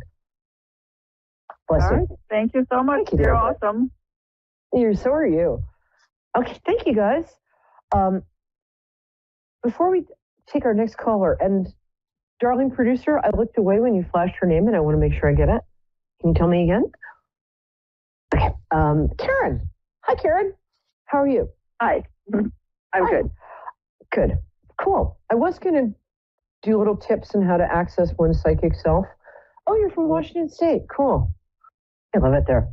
I'm going to do that at the end of the program because I really like your energy. Hi. So I like to connect with people through their birthdays. When's your birthday? My birthday is the 20th of September. Oh, so you're Virgo.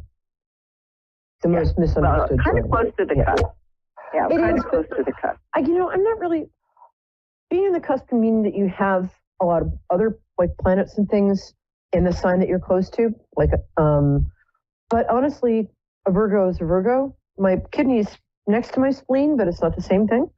So you're a Virgo, and it's the most misunderstood sign. I love Virgos because people think they're about being OCD, and they're totally not. They're about idealism and purity and really good stuff. So congratulations. How can I help you? I thought this was a reading. It is. But, I'm asking, what's your question? Oh, it is. Yeah. Well, if it's a reading, if it's I just had lost my son this year, and I just. I'm so sorry. Yeah. Oh, there aren't any words. Yeah. And he just showed up. Okay. I hope this is accurate. I don't usually do mediumship, but. Oh, that's okay. I thought that's what this was, but if it's not, that's fine too. No. I know. I do mediumship. I do, and especially now because he just showed up, and he's lovely, and That's awesome. I don't know why he's. Look, I might be wrong. I'm usually right about this stuff, but I so desperately want to be right here that the first impression I got was of somebody on the taller side and the more slender side. Is that accurate? Yeah, on the slender side, yeah. Okay. By taller, I mean a lot of weight. 5'9" to up, yeah. Oh, not tall. No, not tall. 5'8", 5'9". Yeah, no, it's a tall, on the taller side. About 5'7", 5'8", 5'7". Yeah, 5'8" is. Yeah, that's what I'm getting. Anything above 5'5" for me is on the taller side. Oh. What was his first name? Ian. Okay, I was reading that wrong. I was getting Tim, but I was reading it Heather. What a beautiful name. Oh, what a beautiful guy. Okay, here's what he wants to say. First of all, he loves you. Is this his sister I'm seeing? I can't hear you. What? Is this, oh gosh, is this his sister I'm seeing? Or he wants to talk. He has a sister. He has a sister. Okay.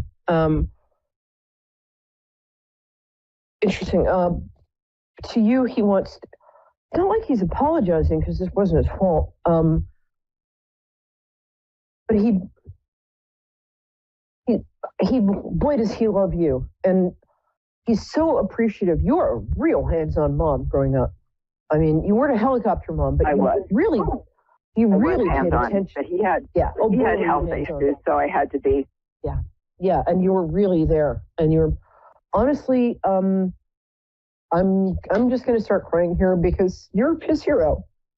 You're just his flat-out hero, and he loves you. And the first thing that came through was just this gratitude and appreciation, and and just gratitude. Man, I mean, he almost died several times.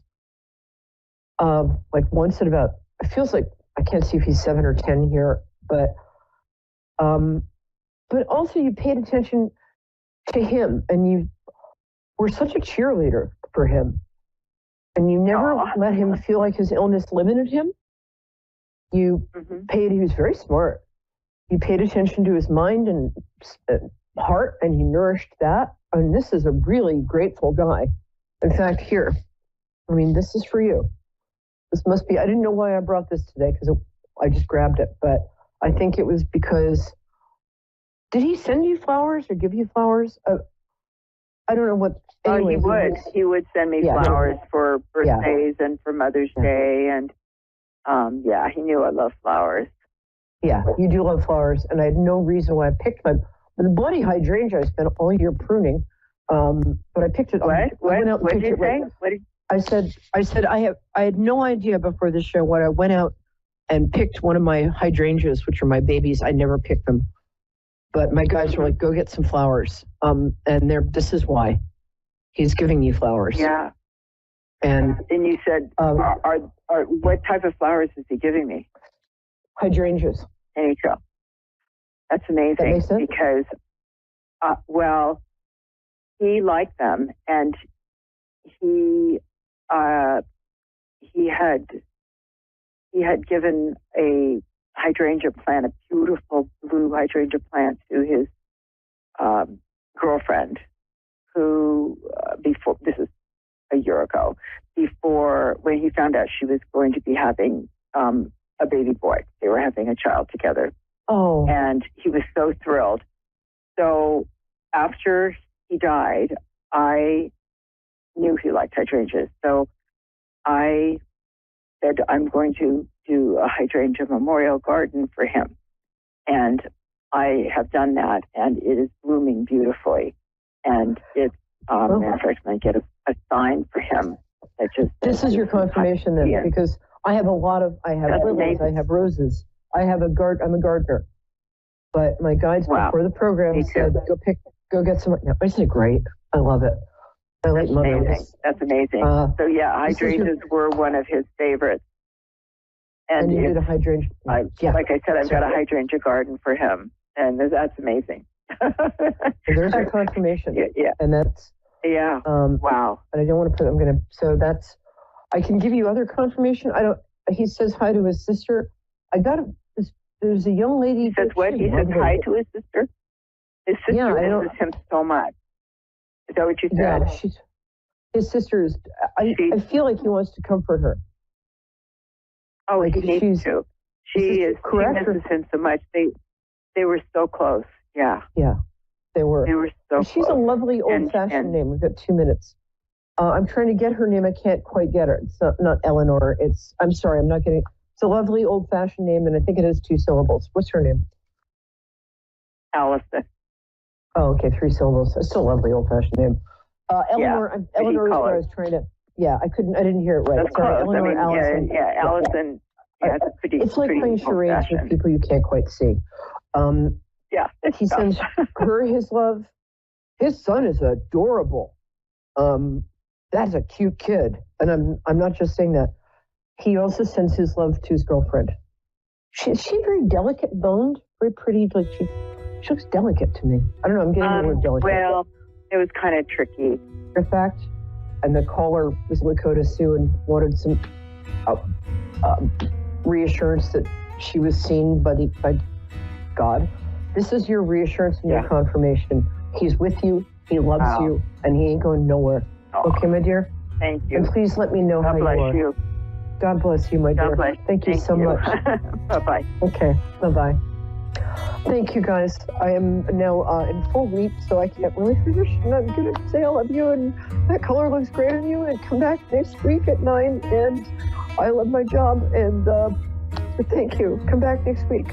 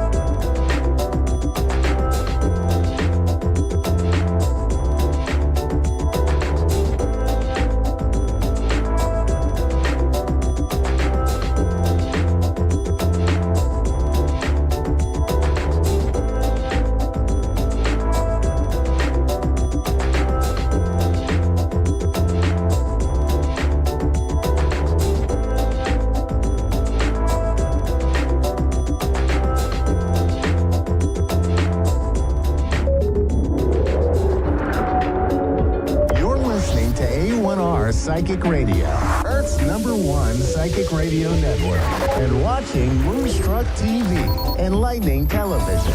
Welcome. Time for Zodiac Zone. 30 minutes of astrological insight with Melissa Markham. Live from mmastrovibes.com. Connect direct. In North America, dial 888-454-2751. In London, 20-3519-2158. In Sydney, dial 02-8488-31 3147. Or online, contact us through our Facebook page, facebook.com/Psychic Radio. Or one of our websites, askoneradio.com or moonstruck.tv. This is Zodiac Zone on A1R, the Ask One Radio Network.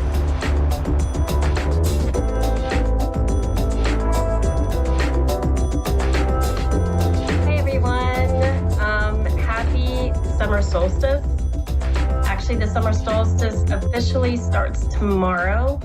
And a lot of people ask me, well, what is exactly is the summer solstice and what does it mean? So the sky reaches the highest point and the northernmost point, let me start over. The sun reaches its highest and northernmost point in the sky during a summer solstice. And what it means astrologically and spiritually, it's all about abundance, expansion, and new beginnings. So tomorrow is going to be the longest day of the year, and it's a powerful movement into introspection, celebration, and transformation. So that's why it's so important. These, you have winter, spring, summer, and fall for new beginnings.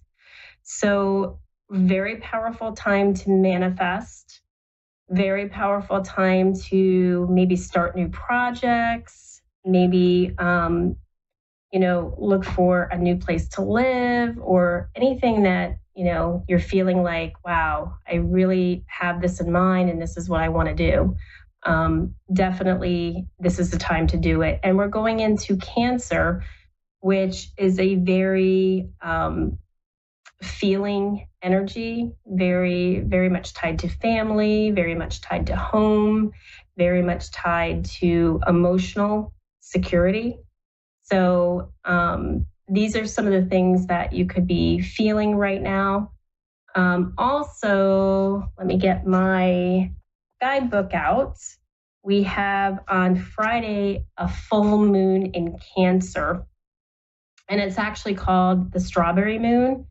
And so they've been tracking full moons in the Farmer's Almanac since the 1930s. And so where they get the name Strawberry Moon is it was actually created by an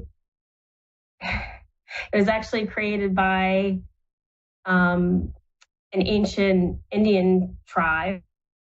Because the strawberry season was so short, they wanted it coincide with that.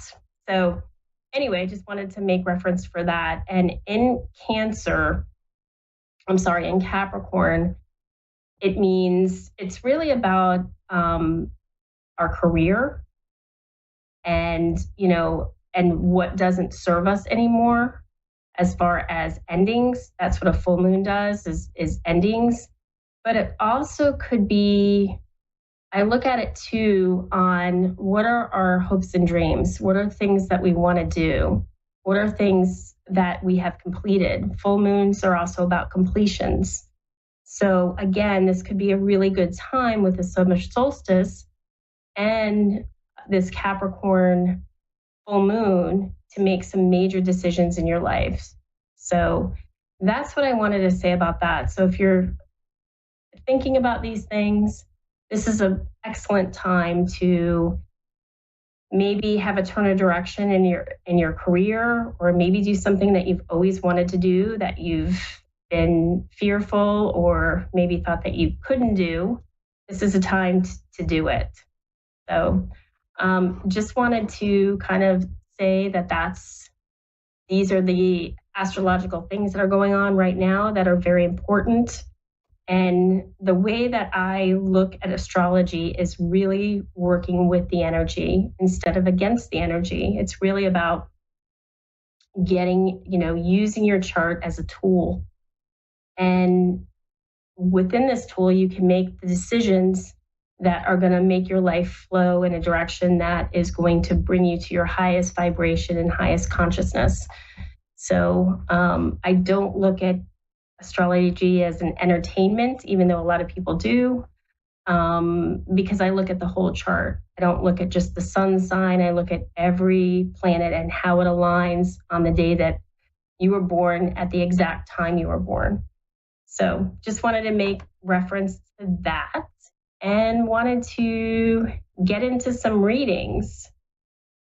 So is it Tawana? Tanya, sorry. Are you there, Tanya? Yes, ma'am. Can you hear me? Hi. How are you on this pre-summer solstice night? I'm good. How about yourself? I'm doing great. Are you feeling any of this Cancerian energy by chance? Feeling like, yeah, kind of a shift, right? Yes, a new ma'am. beginning and an ending of things that don't serve you, or a completion, like I said.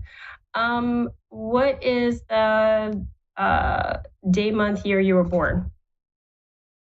November 7th, 1972. November 7th, 1972. Mm-hmm. The exact time? 11:45 p.m. 11:45 p.m. and city and state?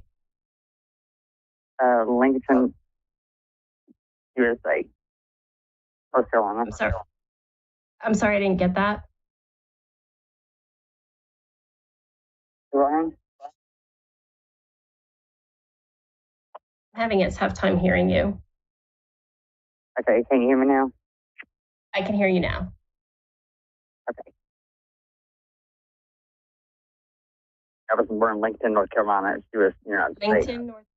Lincoln, North Carolina? Yes, Lincoln, North Carolina. Lincolnton, okay.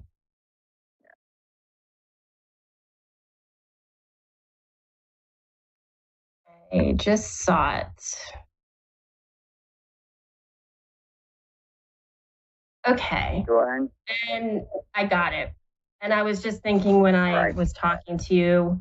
So the way that I look at my chart is I really focus on the lunar nodes. They are the elliptical points in the sky, and they are very karmic. So we come in from the south node, which is more moon energy, which describes past lives and things that, it's a kind of an energy which we know how to operate in.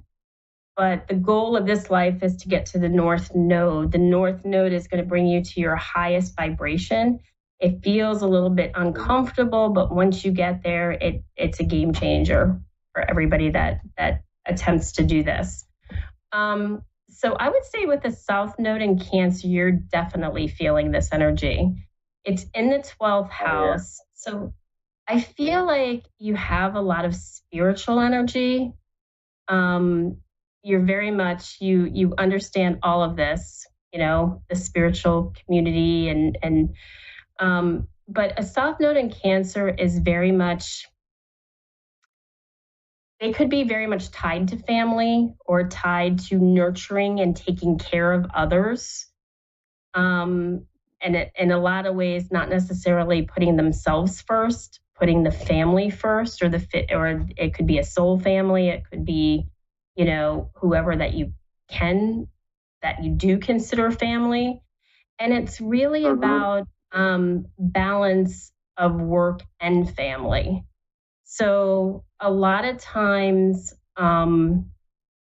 it's really getting you personally getting to the Capricorn. So it's about your reputation, your career, and because it's in the 6th house, I feel that you have some very strong healing powers, where you're a healer. And I don't know what you do as far as career. Does that resonate with you? Yes, a caregiver. You're a caregiver. Yeah. Yeah. You have, let me see. So you're a Scorpio in the 3rd house. I feel like you have an investigative mind. You probably have some too. I don't know if you have some crazy dreams, or you have some crazy, like you have these innovations, these thoughts of things. Yeah. I'll tell you what, I have this in my chart too. I have Pluto in the second house, and it's almost like this stuff is nostalgic for you. Things mean something for you, and you have Venus there too. I feel like that, I don't know, you're the type of person that you love nice things, but you understand that they have their place, and they have to have meaning to them. Yeah. Let me see. Chiron in the 8th house. I have Chiron and Aries in the 8th house too. That is, did you have people early on in your life pass, and that was very traumatic for you? Yes. Yeah. And I'll tell you what, I don't know. It's sometimes when people have Chiron in the 8th house, what I do, especially, it's funny, I do this for my son and daughter when they're traveling. I'm always afraid that people are going to pass on me. So I say a lot of spiritual prayers to the universe, to the higher self, to the angels, to the guides, just for protection. I feel like it's big as far as transformation, that you came here to transform, yourself, and that the journey has not been always easy for you.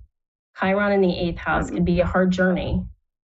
I also feel like because you have your midheaven in the 9th house, you came here to build something. And because your ascendant is in Leo, it's about leading something too. So I don't know if you want to build a business, if you're looking to lead something, but that's what your chart tells me. Is that what you're looking to do, or what do you? I'm kind of in between. I'm sorry? I'm kind of in between. You're kind of in between. Yeah. I would use this energy to kind of look at your hopes and dreams. What are some things that you really want to do? We have, so it's interesting. So Saturn's in your 11th house. I tend to look at the outer planets a lot because they're the generational planets, and they kind of push us to discover who we are. So when I look at Saturn really is one of those, it's a teaching planet. So typically we have our first Saturn return when we're about 28 to 30. And that sets the projection of the first, after we quote unquote adult, right? Because in our early 20s, we're still kind of a kid. We're still trying to figure it out. But when we reach the age of about 28 to 30, that sets the projection of the first half of our life. Either we get married, we have a child, we have some major event happen in our lives. So then we have the second of these events when we're 58 to 60.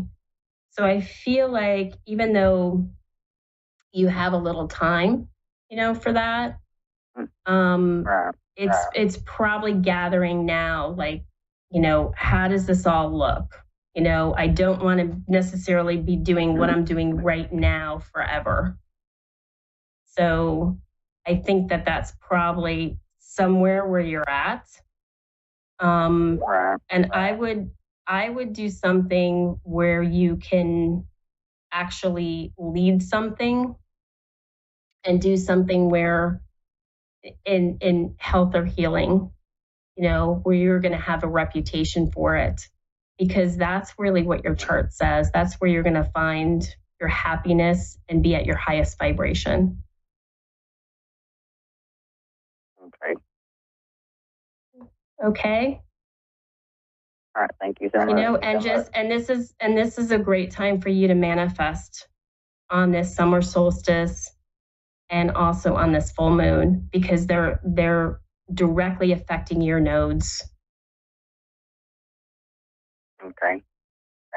Okay. Well, thank you so much for have a great night. You too, honey. Thank you. Okay, the next caller, or the next, Rachel. Hi, Rachel. Hello. How are you? I'm okay. How are you? I'm doing great. Happy almost full moon and summer solstice. Exactly. So what is the day, month, and year you were born? September 17th, 1974. September 17th, 1974. Okay. And the time?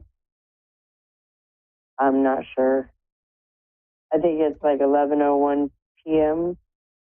11:01 p.m. Okay. We could try it. And the place, city, state? Peoria, Illinois. Peoria. How do you spell that? I used to be really great at spelling, and now I'm not. It's Peoria.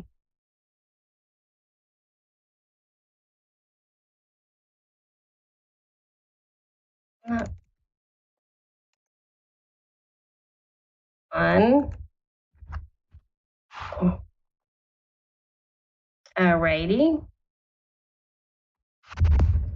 Okay. So interesting. Okay. So like I told the last person that called in, I really focus on the lunar nodes, which are elliptical points in the sky. So you come in from the south node, which is moon energy. That is past life energy. And the whole goal in this life is to get to the north node, which is going to put you at your highest vibration. So when I look at your chart, and it's interesting, the last person that I talked to had the same south node as far as in the 12th house. Your south node is in Gemini in the 12th house, and your north node is in Sagittarius in the 6th house.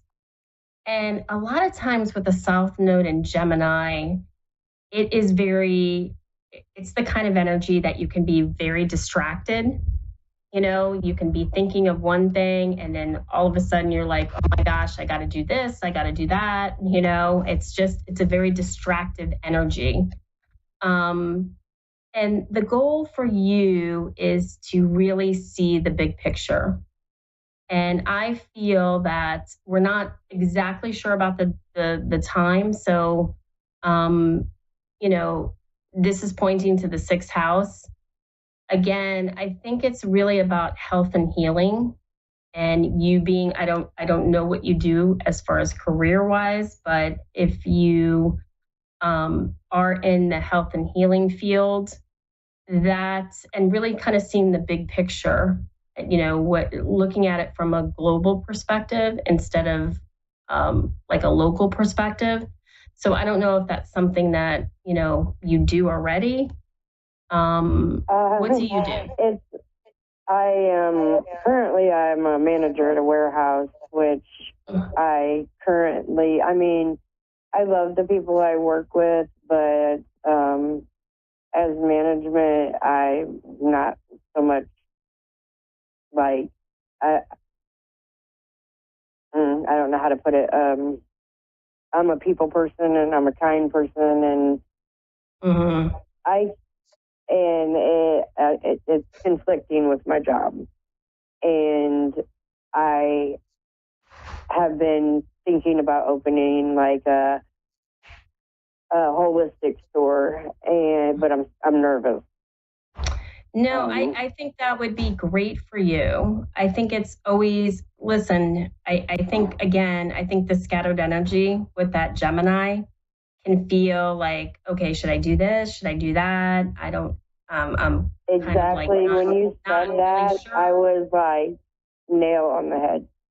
Yeah. I think if you have a business plan, it's like putting together an executive summary, putting together a plan in place, researching it, seeing the big picture.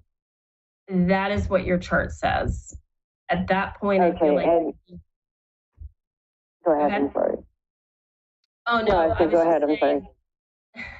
I was just saying, I really think it's about seeing the big picture and looking at it and putting together a business plan.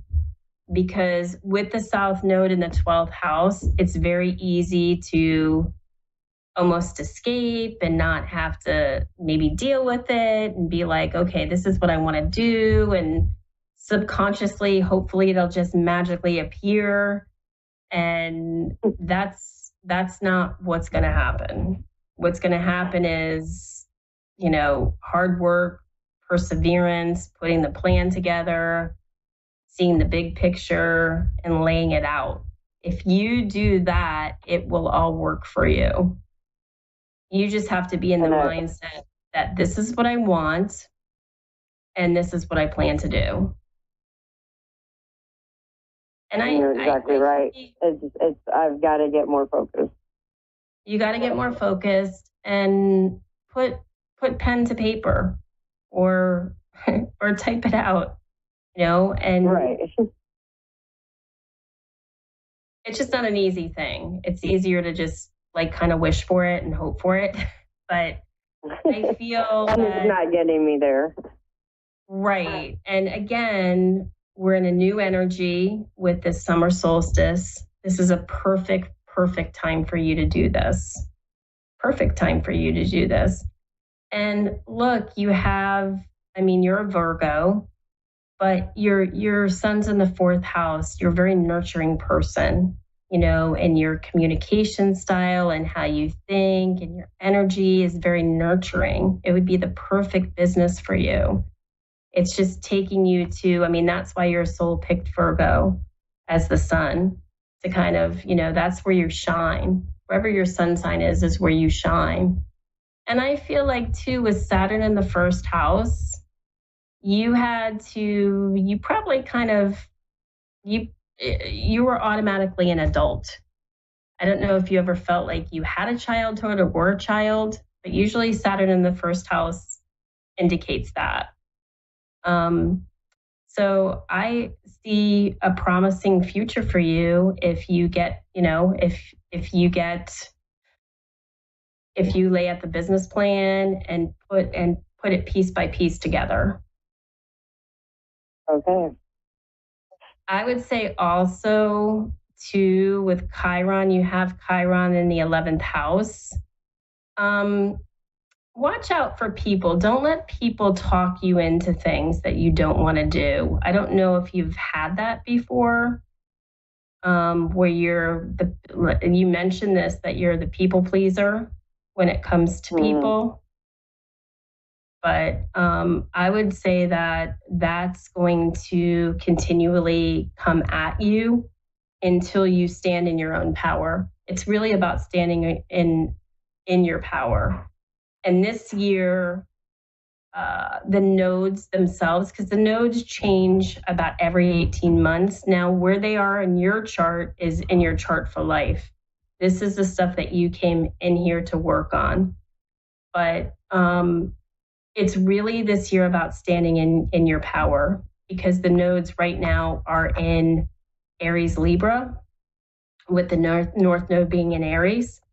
And oh, by the way, Chiron is in Aries too. So it's releasing all those people-pleasing stuff that is not going to be for your greater good, and saying, you know what, I'm going to make the decision here. I'm going to do this because this is in the best interest of me. I see the big picture, And I feel like too, because your midheaven's in the 9th house and it's in Aquarius, I feel like all this is for the greater good. You have the propensity to want to make Earth a better place for humans, you know?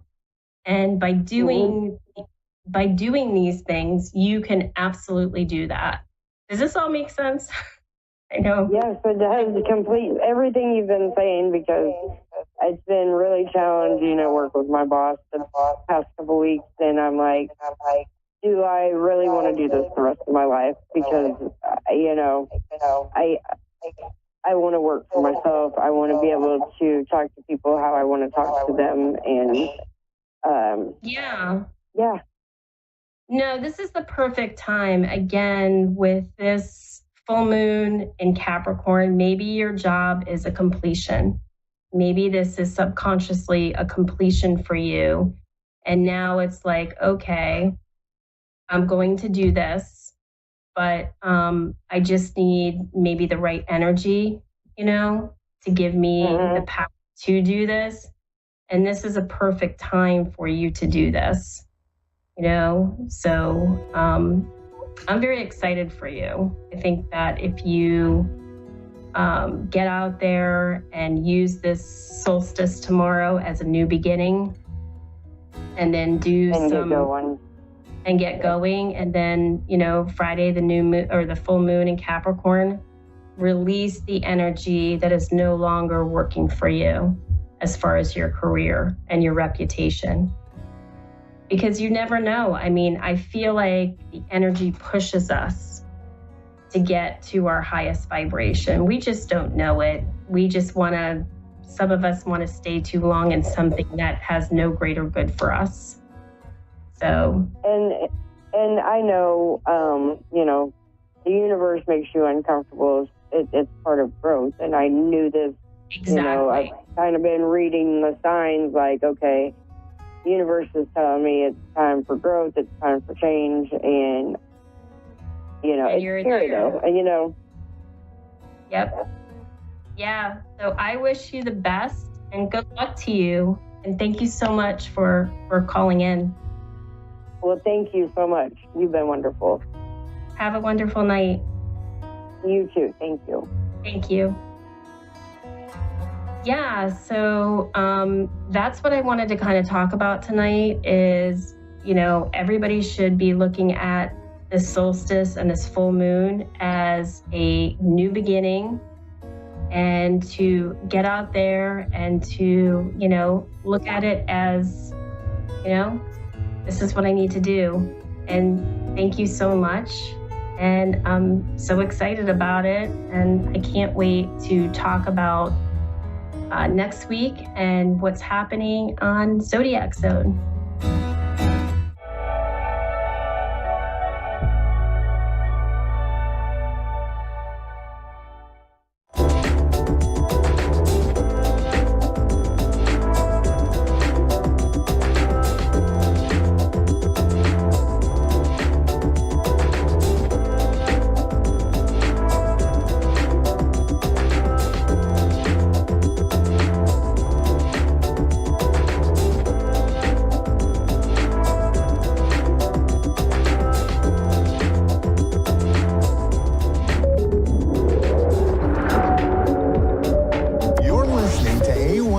Psychic Radio, Earth's #1 psychic radio network, and watching Moonstruck TV, enlightening television.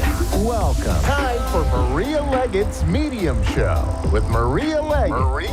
Live from MariaLeggett.com. Connect direct. In North America, dial 888-454-2751. In London, 20-3519-2158. In Sydney, dial 02-8488-3147. Or online, contact us through our Facebook page, facebook.com/psychic radio. Or one of our websites, askoneradio.com or moonstruck.tv. This is Maria Leggett's Medium Show on A1R, the Ask One Radio Network. Good evening, everybody. My name is Reverend Maria Leggett, and I'm coming to you live from Dayton, Ohio. It has finally given us a nice break in the weather, and it is not near as hot here today as it has been lately. It has been rough. I want to know, how are you feeling today? How are things going for you? We are in some definite, interesting astrological energy. I don't know what all of it is, but I know that there are a lot of things shifting and changing for me. And there are a lot of things shifting and changing for a lot of my clients as well. So it is important for you to know and remember that you're not alone through all of this. I have an online Facebook group. So if you want to come in there, you can find me on Facebook, and the group name is Temple of the Sacred Circle. And it's a great place to be able to meet like-minded people and start chatting with others and asking questions. It's not a super busy group right now, but it will be over the summer. So I'm going to start posting in there and doing some live card pulls. So if you want to get some free information and just connect with people, find me on Facebook. You can also follow me on Facebook. I am under Maria Leggett Medium. One of the things that I want to talk about before we get a caller on here is I have a lot of people who will call me and ask me if I remove hexes or black magic. And the answer is no, I don't do that. And what I want to talk about is it is important for you all to understand that do bad things happen to people? Absolutely. Can someone wield control over you? Yes, they can if you allow it. So one of the things I want to chat with you about is very clearly, if you believe that you have a hex, or if you believe that someone has sent a curse your way or black magic, then it's important for you to start looking at, why do you believe this? Do you believe that that person really can wield that much power over you? And the answer is no, they can't if you don't allow it. So the best thing for you to do is to start surrounding yourself in white light and saying, I walk in the light of, and whoever your higher power is, if it's Jesus, let it be Jesus. If you're comfortable with God, use God. If you're comfortable with Allah, Muhammad, doesn't matter what you use.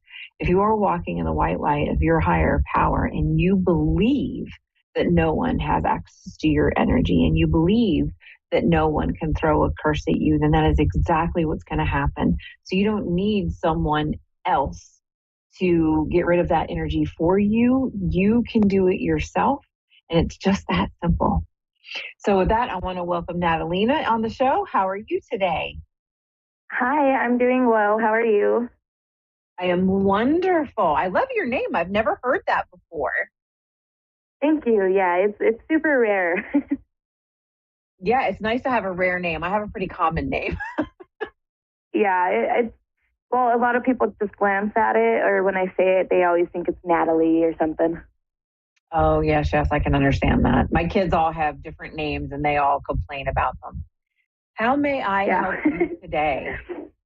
I kind of just wanted to see if there's anything you could pick up on, like where I need to be headed, like career-wise, or if I'm doing the right things, or if there's something that I need to overcome to get where I need to be. Okay. All right. I can do that. I'm going to say my prayer, and we're going to go right into it. You ready? Yes. Awesome. Okay. Mother, Father, God, thank you very much for this moment in time. Thank you for allowing me to be of service to Natalina today. As we open the door to communication with the great I Am Presence, we know that all words spoken will be with your wisdom, truth, love, and understanding in the highest. In this moment, we ask for the veil to be lifted and any cross over loved one, ancestor, spirit, guide, spirit, animal to please come through with messages for Natalina in her highest good. Amen. So what they're doing is they're taking me right into a scene where I can see a rope moving back and forth. And so that would be my symbol for kind of like a tug of war of trying to figure out, am I in the right place? Am I doing the right things? Kind of just going back and forth in your mind. Does that make sense? Yeah, it does. And they're showing it to me as though there's a part of you that can be kind of like a stubborn donkey, right? Put my feet in and I'm going to stick this out no matter what. And then there's this other part of you that starts questioning, going, but do you really want to do that? Does that make sense? Yeah, it does. I am so glad, because I'm looking at this like donkey holding a rope and I'm like, oh, please make sense. Yeah, no, it does. That sounds like me. What is important for you to know very clearly, I can hear Spirit say, this is not I can hear it so loud. You do not need to prove yourself to anyone. They're showing it to me as though, I can prove that I am this and I can prove that I am that. And they're like, you don't need to prove to anybody anything. What you need to do is to sit down and just breathe, because they're showing it to me as though you tend to really make yourself super busy with lots of things to do so that you don't have to think about all the things that you should be doing. Does that make sense? Yeah. That sounds like me. That's like me every day. That's what that makes complete sense, because it's like I do all these things and I'm super busy. And so Spirit is showing it to me as though it's really important for you to start sitting down and just taking a breath. Breathe in and breathe out, and start asking your spirit guides, what do I need to know today? And then just being open to what they have to say. They're showing it to me as though in the few moments that you'll actually get quiet, that you can perceive Spirit, you just think that it's your voice, or you're like, that can't be right, and you're really dismissing it. Does that make sense? Yeah. And so Spirit goes, listen, we're trying to get to you, we're trying to talk to you, but you're keeping yourself so busy that you don't hear us. Yeah, that sounds like me. And so they really want you just to start getting quiet. I don't know if you have any oracle cards, but they're clearly showing me for you to be able to flip oracle cards, to be able to start getting messages in person, so that you can start to understand and correlate the cards to the things that are happening in your life. So you can see proof positive. Yes, Spirit really is talking to me. No, I am not making all of this up. And they really are trying to help you and get you into the best place in your life to be. And they're showing it to me. They're giving me my symbol for you are your biggest roadblock. Yeah.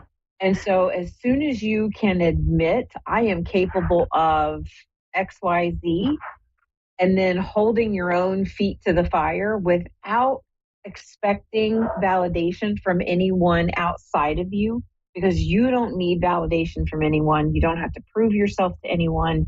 You know that you are a genuinely kind person. You love to help people. You love to be around people until you feel drained, and then you need to just completely withdraw and plug yourself in at home alone. Mm-hmm. Does that make sense? Yeah, it does. It really does. And I do have oracle cards. Perfect.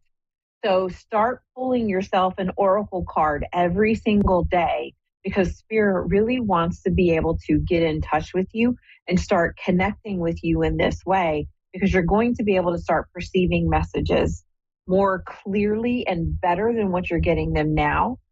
So I don't want to say, it's not that I don't want to say, I'm not going to say that you're not on the right track, because you're doing the right things with the knowledge that you have right now. They're showing it to me as though there could be a job change. It feels like a job change, promotion, or a shift, something in a career within like the next 6 months. And it's really something that you're ready for, because you're ready for kind of a change up of the energy. Does that make sense? Yeah.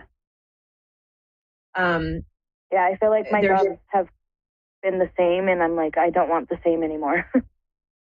Yeah, they're showing it to me. It's like they show me like a ceiling, right? It's like I've hit the ceiling and I've learned everything that I can from this, and I've gotten what I needed from it. Now I'm just ready to move on. Right. And so it is time for you to, they're showing me it's time for you to revamp your resume, update it, and make it look more 2024 rather than like 2015-ish.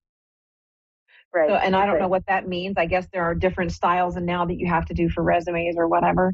But they want you to get it updated. Yeah.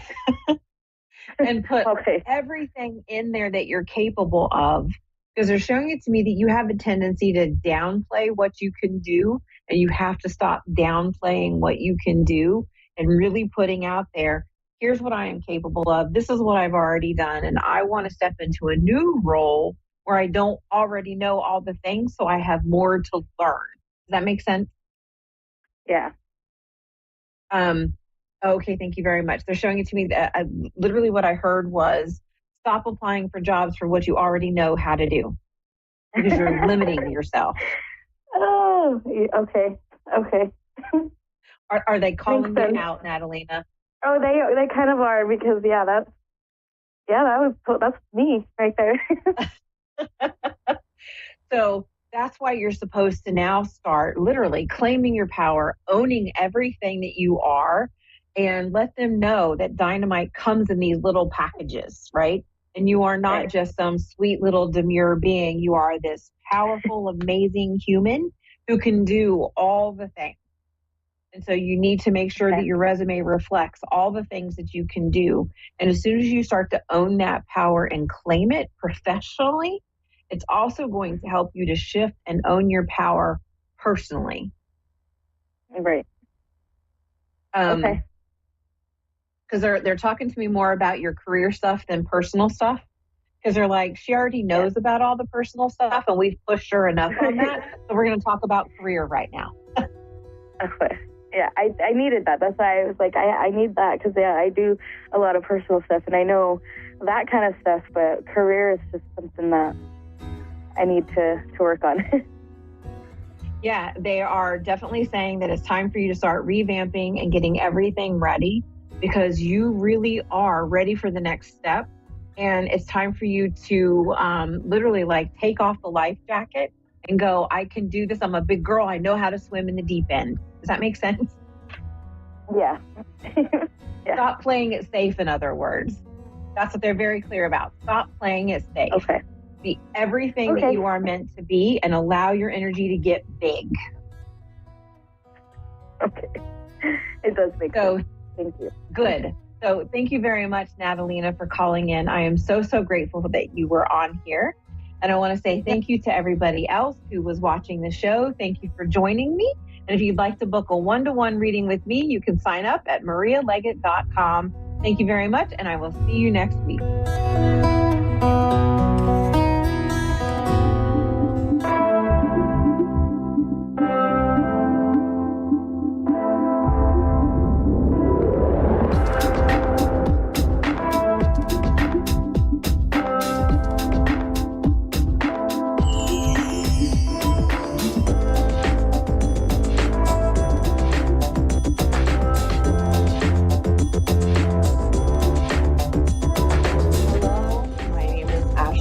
From AshleyJune.com, and I am here with your weekly astro weather report for the week of April 3rd through 9th. And today we have Venus, the planet of love and abundance, meeting up with Neptune, the planet of our deepest desires. So today is a great and special day for us to really think about what is it that you truly desire in your relationships and your love life, and in how you manifest abundance in your life. The other thing that's going to be a really big deal this week is April 8th. We have a total solar eclipse in the sign of Aries. And since this eclipse is going to be with the north node of the moon, that means we are bringing in something. We are manifesting something that is going to be big. So whatever it is that's about you, Aries is the mantra of I am. It's the first sign of the zodiac. So during this time, think about yourself. This isn't about how you show up with other people. This is about how you show up for yourself in your life.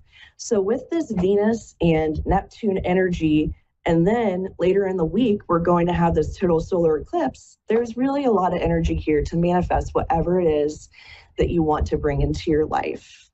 And I'm ready to go ahead and take a reading here. If there's something going on in your life, maybe something that's going to be coming up with this solar eclipse. Let's see what we have here. I did pull up some energy cards for us. The first thing that came up for the collective was the chakra color of yellow, happy. So this is all also about, what are you manifesting for happiness?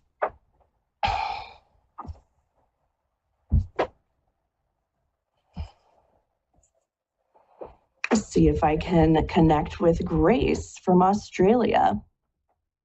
Hi, Ashley. Hi, Grace. How are you? Fine, thank you. How are you? Doing well. Is there a specific question that you have or something going on in your life that you wanted some more clarity on? Just regarding my financial situation, I'm sort of closing off the chapter 1 chapter going through a divorce, and I'm trying to restart my life. So I'm trying to find a job, and it's just all my financials are in the air. So I'm naturally going to bed worried and stressed. Just wondering to see clarity if if my settlement will help me, if it's going to be right, if I'm going to get a job soon, if I'm just going to breathe and not stress financially. For Grace, I'm going to pull some cards here. I'm using an angel card deck. All right, the first card that is coming up for you is the Three of Earth. The power of creativity, recognition for very high quality work is coming up for you. This beautiful Earth card. So this is all about money. This is saying, quit worrying about money because your money is going to be okay. You've already put in the work you needed to do to be able to get to where you want to go. If I can have another card come up for you. Yep, we got another one. They're flying out here for you. Oh, this is beautiful, the Sun card. So the Sun card is all about new beginnings and happiness. So you are going to be moving into the direction that you want to go. Happy outcome, brilliant new ideas that lead to success. This is Archangel Uriel card. And Uriel is the angel that's all about coming up with new ideas. So if there's something new that you want to do, then you're saying a new job. This is saying your money's going to be okay. You have the Sun card coming up for you. That's very powerful. Get one more clarifying card. Because I feel like I'm going to be lowballed and I'm not going to settle for anything. Did you say mobile? Lowballed. I think that's what the ex is trying to do. I have the Chariot card coming up for you.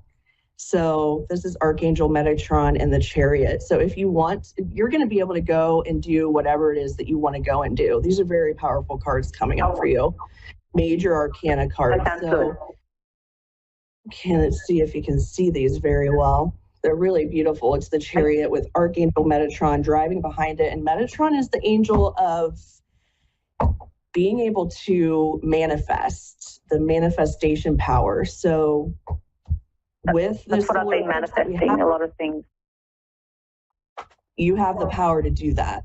So continue with your mantras. Make sure you're saying, I have, I am, whatever it is that you want. Speak in the present moment. And anytime something that is negative comes up into your head, turn it around and make it be what you want it to be. So turn around any negative thoughts and say, I have what I want in life, because you are manifesting very powerfully. And with the Sun and the Chariot together, this is saying you can do whatever you want to do. Thank you so much. You're welcome. Yes. Blue skies ahead for you, Grace. These are great reading. I love this. I'm so happy. Manifestation, manifest your deepest desires. You've kind of been going through something that was difficult in your life, but you're on the other side of it now. I feel that way. Wonderful. Let's see. Oh, and on the bottom of the deck, I'm pulling out the Queen of Fire, and that's you. I hope that you can see that one. Really beautiful. Stretch your wings and fly. Don't underestimate yourself. Assert your independence and creativity. So this is, again, manifest whatever you want, but make sure you're saying what you want, because you have so much power right now that what you're thinking, what you're saying, you are bringing it to you. It's really exciting. That's great. And then And then the next card I have for you that's overseeing this situation is the Six of Earth. Beautiful, another great money card. Gifts of money, time, or effort, new career opportunities. So that job that you want is coming to you, but manifest the job that you want. Think about what it would feel like. And I like to, as you're falling asleep at night, to really envision what you would like to have. What is that job that would be perfect for you? The amount of money that you would like to make. Just say, this is how much money the perfect job for me brings to me. It's for me, the perfect job will be the type of job that will help me as a single mother with my schedule with my daughter, and that's what I've been trying to manifest. Something that will work well with that. And say that out loud to the universe, that I have a job that pays me the perfect amount of money, that allows me to have the time with my daughter that I want to have, a place where I feel like I am, where people care about me. I work for a business that I believe in. Whatever it is that you want to manifest, you bring that to yourself. Beautiful. Beautiful. Yes, say those out loud, because I also pulled a throat chakra card here for you. So this is saying these mantras out loud to yourself too. Beautiful. I do that when I drive. Yes, so you're doing it great. Well, whenever you have that extra time, just calling that into yourself is working beautifully. Yes, confident, warm, intelligent, and graceful. That Queen of Fire, that's you. I love that.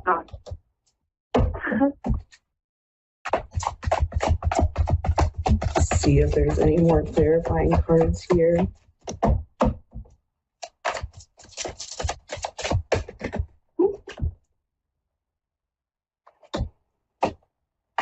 Is there any messages I need to know?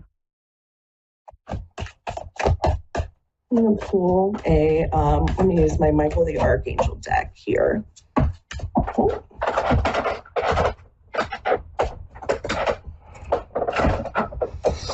I have the making a decision card here from St. Michael, but it's also the picture is of scales. So what I'm hearing for this is that the decision is going to go into your favor. You were saying something. Okay. Yes. So this is all about, it says, accept divine guidance. It's pointing you towards your own joy. You deserve this. So the scales here saying that the judgment is going to go into your favor, and it's very clearly that you deserve for it to go into your own favor. Beautiful. And that's exactly what I'm the next with. Michael is get your power back. So you're going to get this judgment and you are going to have your power back. You're going to feel like you're having your power back. So step into your power. All of these cards, everything that is coming up for you is saying that you have the power to manifest what you want, and you are going to get the decision that you want.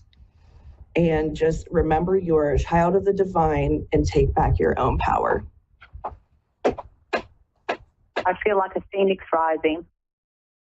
Yes, I love that. It's beautiful, and it's a beautiful time for it. The energy that's in the stars, as above, so below, all of this energy is here for you to harness. And from what you're saying, you're doing everything that you need to do to be able to harness that energy and manifest what you want to come into your life, Grace. That's beautiful to hear. Very good. Yes. Love that. Bringing happiness into your life.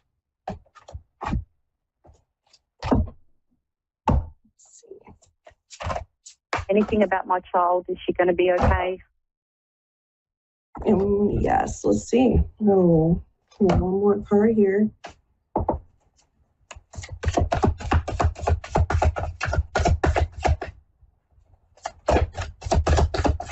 All right, let's see if I can get a card before we're... Yep. The moon, important psychic insights, events behind the scenes, release fear. So release any fears about what's going on with her.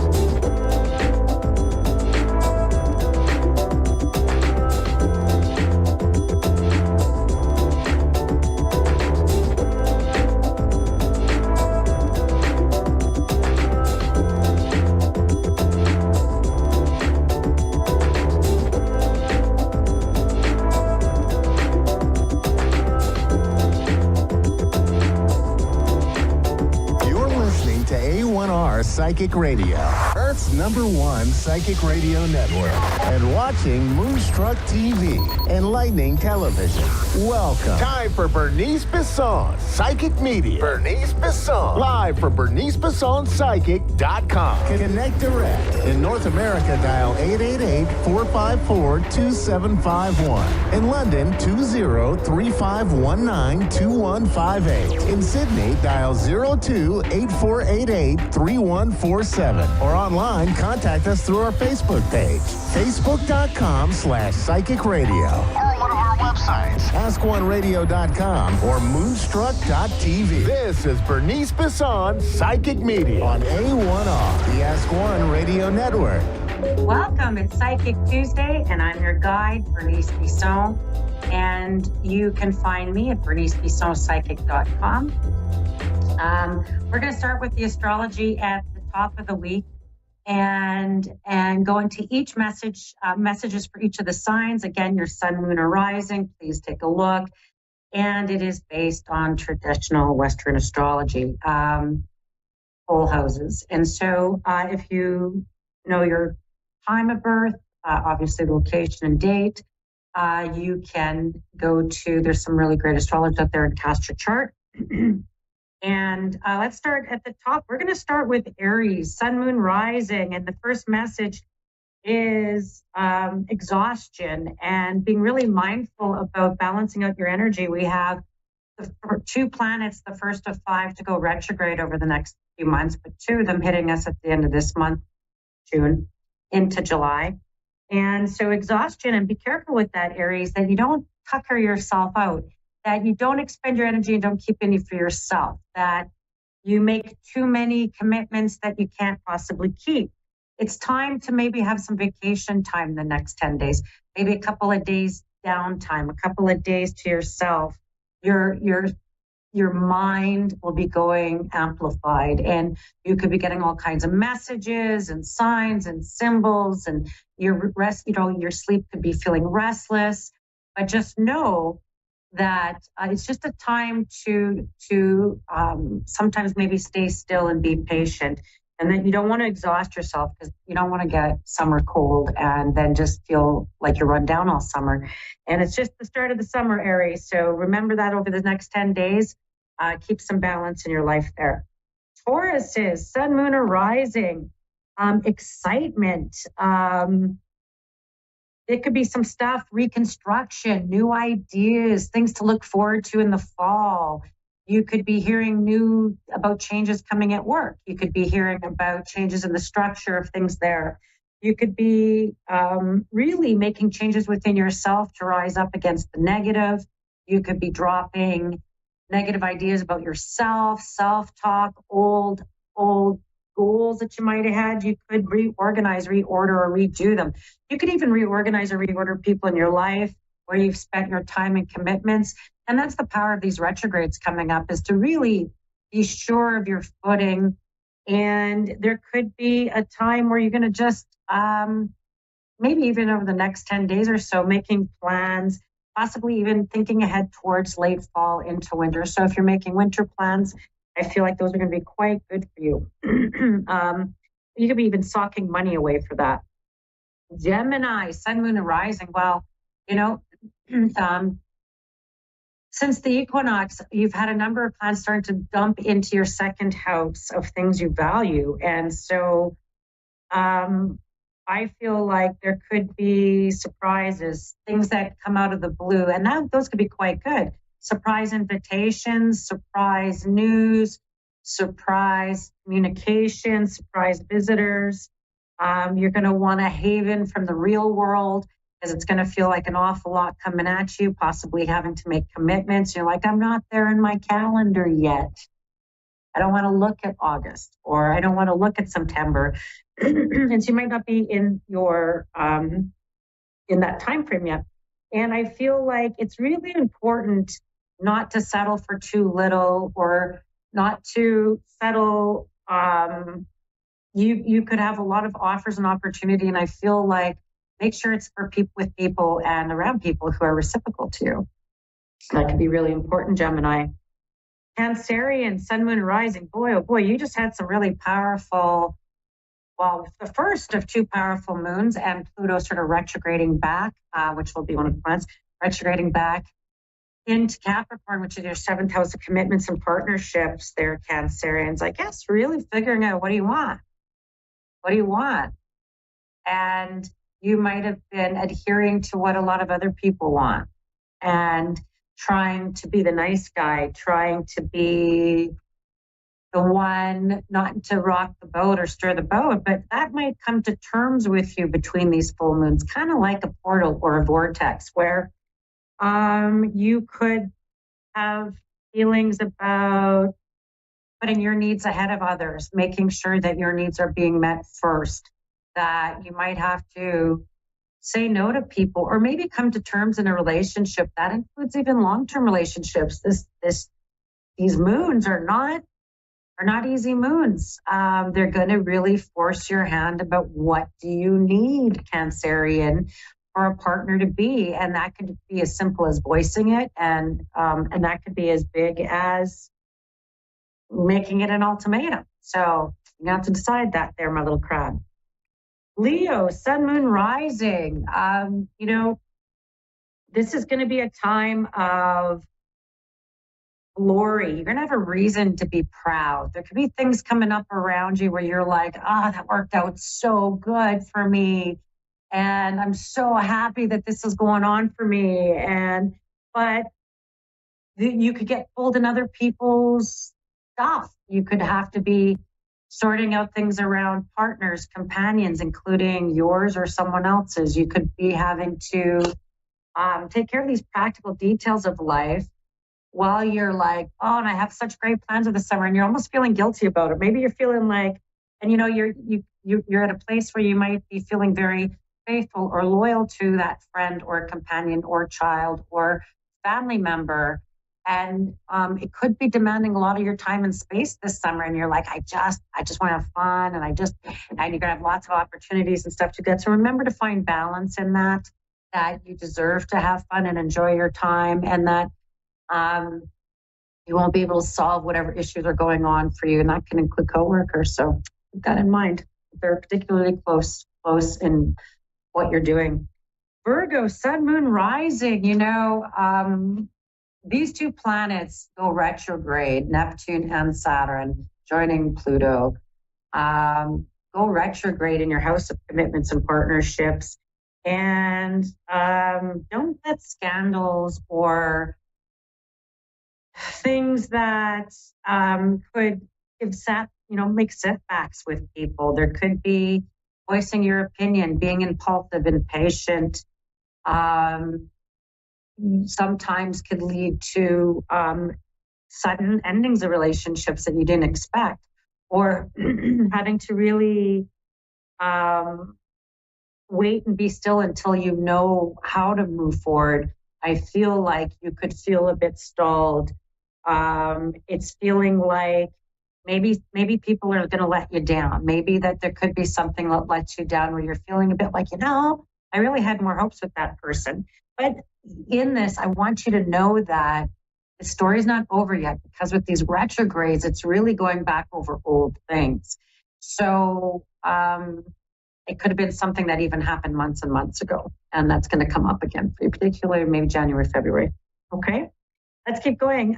Libra, Sun, Moon, Rising. We've got Dream.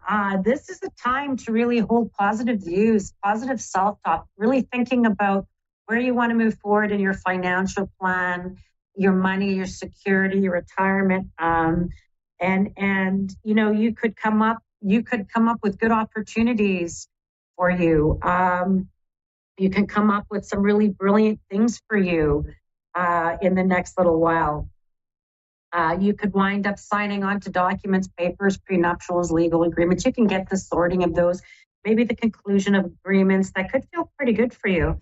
That you're like, yeah, I'm happy with this. And I feel like it may have been a big bumpy ride even over the last 18 months, 2 years, that you're concluding something, and it feels good even over the next 10 days to a couple months as these retrogrades go forward. Then I go to Scorpios. Scorpio, I really feel like this is an opening for you, a heart opening. And you're having time to really go over things and really look at the truth of things and really about what you want. And there could be propositions of the heart. You could have choices. You could have decisions to make around your love life. Do you love yourself first? Are you putting another person first? What is it that you're needing? Whatever doesn't work for you isn't staying. There could be messages coming both from the spirit world and from people around you, really giving you guidance on some of these. And so that feels kind of important. But I feel like there's propositions coming forward that could be unexpected, and you could be kind of pleased about it. Feels good. All right, Sagittarian, Sun, Moon, and Rising. It's all about your house, home, commitments to home, and also around work. And that could be relocations, trying to work closer to home, trying to bring your work and home together, working on your home, all those things. And it's going to really bring maybe some new opportunities, maybe finally a decision where you're like, I'm ready to make these decisions. And it could even be like maybe you're getting some renovations and work done on your home. So all of these things are going to be really important for you over the next little while. The next 10 days particularly, and it could just be opportunities to work closer to home or have more days there. All right, and then we've got Capricorn, Sun, Moon, Rising. Boy, oh boy, you're in a portal right now, Capricorn. And you could have some unexpected luck, unexpected opportunities. I feel like, and that could come out with the old and in with the new. Like you could have unexpected endings and unexpected beginnings. Even by July 21st, which is the other full moon, you have Capricorn has Pluto coming back, maybe for a final dance. And it's about really moving forward in your life. And there could be really some unexpected opportunities for you to jump into a new direction, new career, new pathway, something that's quite big for your identity, Capricorns. And it's going to really present itself over the next 4 months or so. But these 2 full moons are the trigger. Big stuff. Aquarius, Sun, Moon, or Rising, a big piece that's is don't let your stubbornness get the best of you. Stick with your plan. Perseverance and stubborn are different. Persevere, self-discipline, stick with your daily routines. Those are going to be winner, chicken dinners. Be careful of people who are vampires of your energy, time, resources, your kindness. You could be feeling, I thought I did the right thing, but it comes back to you in some way. And you're like, what? That they're unappreciative. So just keep that in mind. The other thing that comes, and hang on to what's yours. Don't give everything away. Keep things for yourself. It's okay to be selfish once in a while. It's okay to be selfish with your time, energy, that kind of stuff. Because I feel like a lot of people could have demands on you and you could feel bad or guilty or like you have to, and they could just feel like it's a bit draining. So keep mindful of that. You can feel extra tired. Pisces, Sun, Moon, Rising. Well, two of these planets, one of them your ruling planet, are both, going retrograde and having to go over old things. Trust in the universe, trust in divine inspiration, trust in divine creativity, trust in divine interventions, and all of those coming into place certainly over the next 10 days and 4 months as these planets go retrograde, giving you a time to really go over a few things that you might have come at you that you're trying to deepen, integrate, understand, bring into your daily routines. And so I feel like you're going to find recourse, you're going to find laughter, you're going to find relief there, Pisces, over the next 7 to 10 days and 4 months. And it's going back over old ground. Sometimes people think retrograde planets are a negative. It's not a positive or a negative. It's whether the energy expands or contracts, whether it pushes you, whether it pulls you. And so these sort of competing energies for you, that ability to kind of slow things down and go over, review, really look at, make visions, get your vision together, get those things are going to buy you some time. All right. Well, let's get into it. You can find me at BerniceBissonPsychic.com, and we're going to get into our first reading. And I've got Kelly in Goochman, Virginia. I hope I did that right. Hello, Kelly. Hello, my name's Bernice. I'm here to be of service to you. So into service for you. So how can I do that for you today? How can I help you? Yes, I'm leaving behind a toxic relationship right now or attempting to. And I just got a home loan, but it just seems like there's a million obstacles in the way. And I'm also trying to start a home business for myself doing readings. And I just wondered how that might go. Let's look at those. Okay, let's start with the day and month of your birthday. Do you mind sharing? I do not. It's Valentine's Day, 1975. Aquarian, all about you, girl. Okay, let's talk about this. So I'm not surprised you're having a few obstacles and power struggles.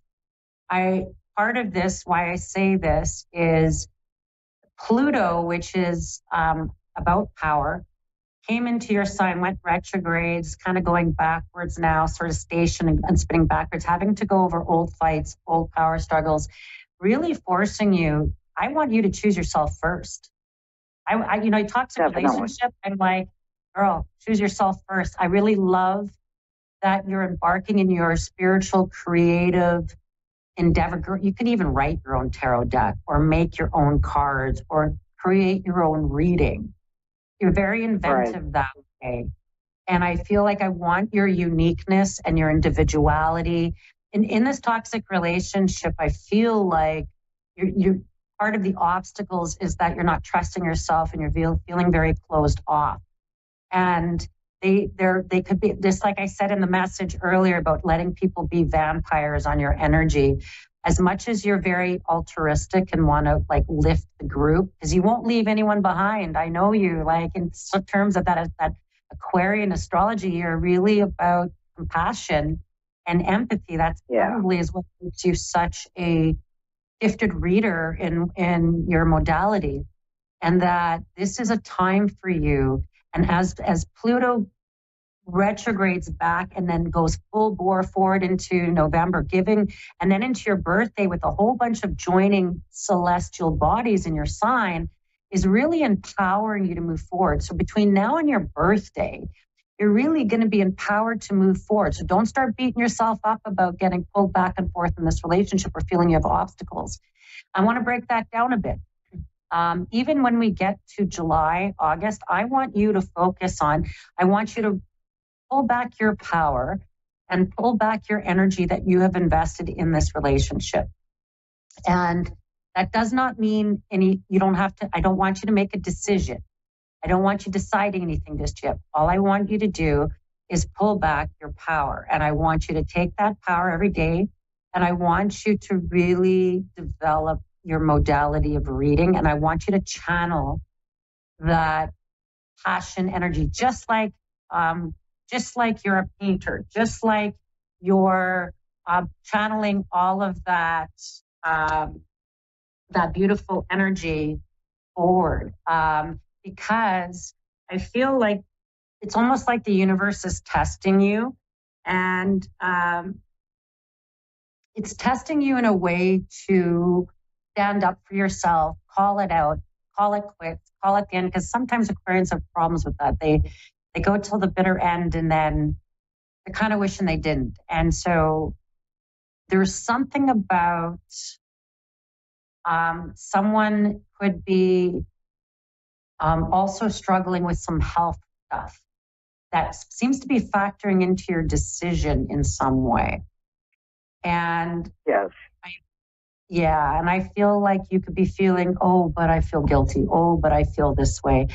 I feel like I want you to pull your power back from that, and I want you to start focusing in on your reading and really channeling that beauty, like that energy, because I almost feel like you can alchemize that really negative draw, and you could really alchemize and pull your power back, offers you protection. And then I want you to really start focusing on your readings, because that is your ticket to freedom, is your ability to take on clients and work and get money and moving and your independence. And that's the place, because I feel like the more energy you spend trying to understand and figure out what's with this person, they already showed you. Oh my gosh, girl, you know, on psychic to psychic, I struggle with this myself in relationships, because I see the light in people, and sometimes I ignore all the stuff that I'm like, oh, but I see their light and I know I can work with them and help them raise their vibration. Don't. Yeah. You need that. That's been my life lesson, just as a sister, and that has been my life lesson as well. And so please channel that beautiful energy that you have to empathize and really get into people's soul and psyche to really help heal and bring that love and that energy. That's the place I want you to focus. And that in this relationship, you don't have to, it's gonna end itself. I don't know what to tell you about this, but you could choose to say, oh, fixing. No, sorry. You're moving into a time. Sorry, Aquarian. I'm sorry. You're moving into a time. Right. You're going to let it go, and you're going to move forward, and you're actually going to shine your light. You've never had a chance, even as a little kid. You never had a chance to shine your light. And now we're entering into the stage of, and now you're entering to an age of Aquarius. I need you to know who you are. I need you to know and be able to really shine that, because you guys are, you really have an ability to be unique and different. And the world kind of needs your beautiful energy now. So I'm going to ask you to focus there. Yep, definitely. Okay. And you were so spot on. When I was growing up in the 80s, everybody thought I was a weirdo because it's not even known what I was. Oh, I love it. Love it. And now you're being understood and seen and really coming into your power. Don't let someone dim that for you right now, okay? This is your boundary. This is your life issue. This is your karmic lesson that you are putting closure to, okay? Yep, thank you so much. Many blessings, and I'm going to send you lots of love and light. Thank you so much. Yeah, thank you, and back to you. Thank you. All right, we have Michelle in Michigan. Michelle. Hi, how are you? Oh, I'm beautiful, and I'm so happy that you've been able to join me, and I'm going to spend the rest of my show just talking to you. Awesome. My name is Bates, and I'm a psychic from Winnipeg, Canada. And how can I be in service for you today? How can I help you? So I'm actually in my master's program right now, and I'm almost done. And I'm having doubts about it, and I don't know if you see anything with this new career I'm about to take on. Okay, let's reflect a bit. What's the day and month of your birthday? Just the day and month. The day and month 9/16. Oh, Virgo. I'm not surprised you're having imposter syndrome right now. Poor Virgos. If I may, at the beginning of my show, I don't know if you had a chance to hear, but when you go back and listen to the recording, please listen. But Virgo, going through a time where I'm not surprised you're feeling challenged. You have two major player planets in astrology that are across from you right now. And structures and dreams and visions are what they kind of rule, and they're going retrograde. So making you question, making you go back, making you think about imposter syndrome. Now, if I may, I think a lot of people who are in their master's or doctoral get all freaked out right before it's about to finish. And did I do the right thing? And oh my gosh. So I want to just say, other people out there, I feel like are feeling you on this. So if I think about though, your birthday and being in service. So I just explored being in service to people. So in your master's degree, it's about changing ideas. It's not about carrying forward the current paradigm of thought. That part of your role and the work you'll go into your career and deliver seems to be in service. And that in this, you're going to wind up creating new pathways to service. You're going to actually recreate the idea of how services are actually being delivered. And in that recreation, there's you and two other authors of policy, of ways of delivering the service. You're going to go into a new job that's I feel like going to pop up. I feel like even by October, or there's going to be this new job, and that you're going to go into it with a lot of excitement. And then there's going to be some frustration because you might be walking into an old system of care or an old system of delivery. And that part of your role will be to develop it and it's gonna get to a place where you're gonna have to bring people's mindsets together. And I feel like my girl is gonna be the challenge, is gonna be trying to bring maybe old mindsets and trying to really introduce new ways of service delivery and cooperation. Okay. That makes sense because I'm going to be a therapist. So, yeah. So well, I love it. I love that you're going to be I love that therapist. Let me just go a bit deeper with that, because I feel like working in a cooperative environment where it's not about hierarchy and that kind of thing. I feel like your therapy, there's something about the types of modalities you might go into. I actually feel like you might wind up working with women and young people as a whole, and being able to really, now I'm going to get a bit dark, I'm sorry, but you might even be able to work in the type of therapy where we're really addressing generational traumas, addictions, some pretty deep stuff. You're going to redo the way of delivering. I feel like you're going to be very client-centered and building a network of care or a network of supports and services around the client. And that's going to fit in with your belief systems, very much so. There's something about the therapies and the type of work that you will deliver could be very maybe looking at, say, not apprehending children in difficult family situations. Maybe you're going to be the type to work right in that family situation or work with circles to put networks of care around people. And I really feel like you're going to become part of a really strong team who have similar belief systems within a larger group, and that your little team will wind up going off and developing your own program that I feel like is going to get the eyes of the state, that the eyes of the state might be like, you know what?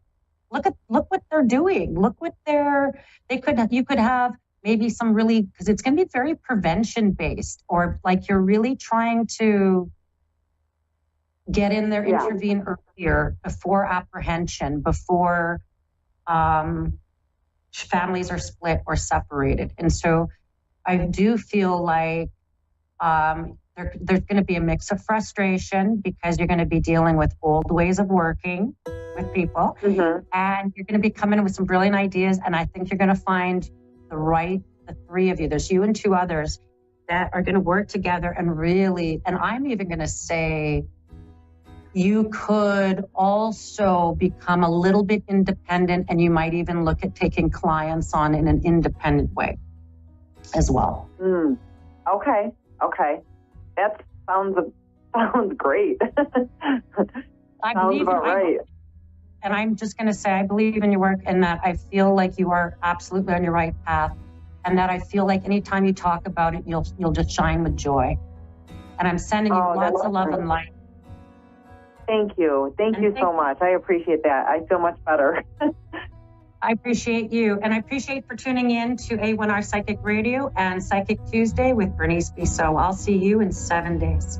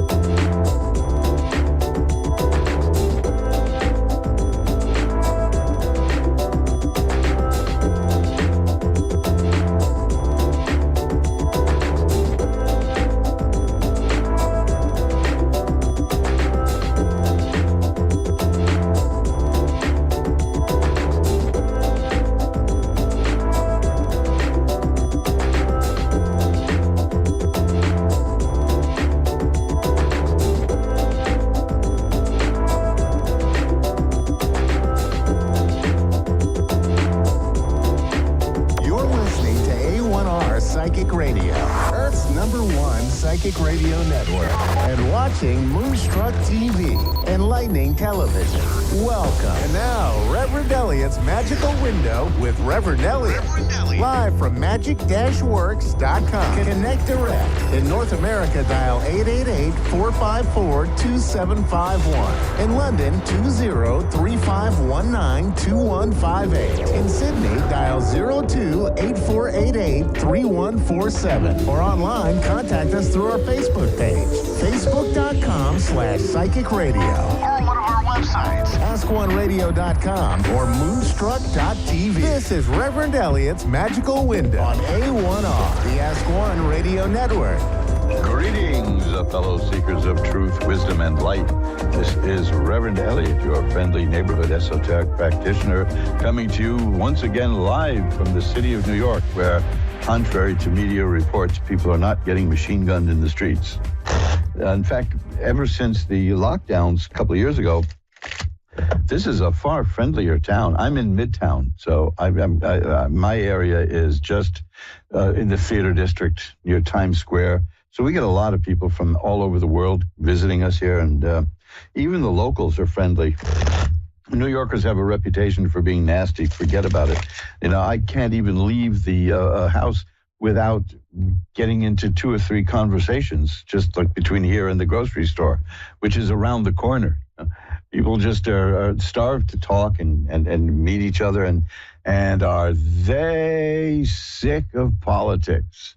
Let me tell you, that's my own unofficial straw poll.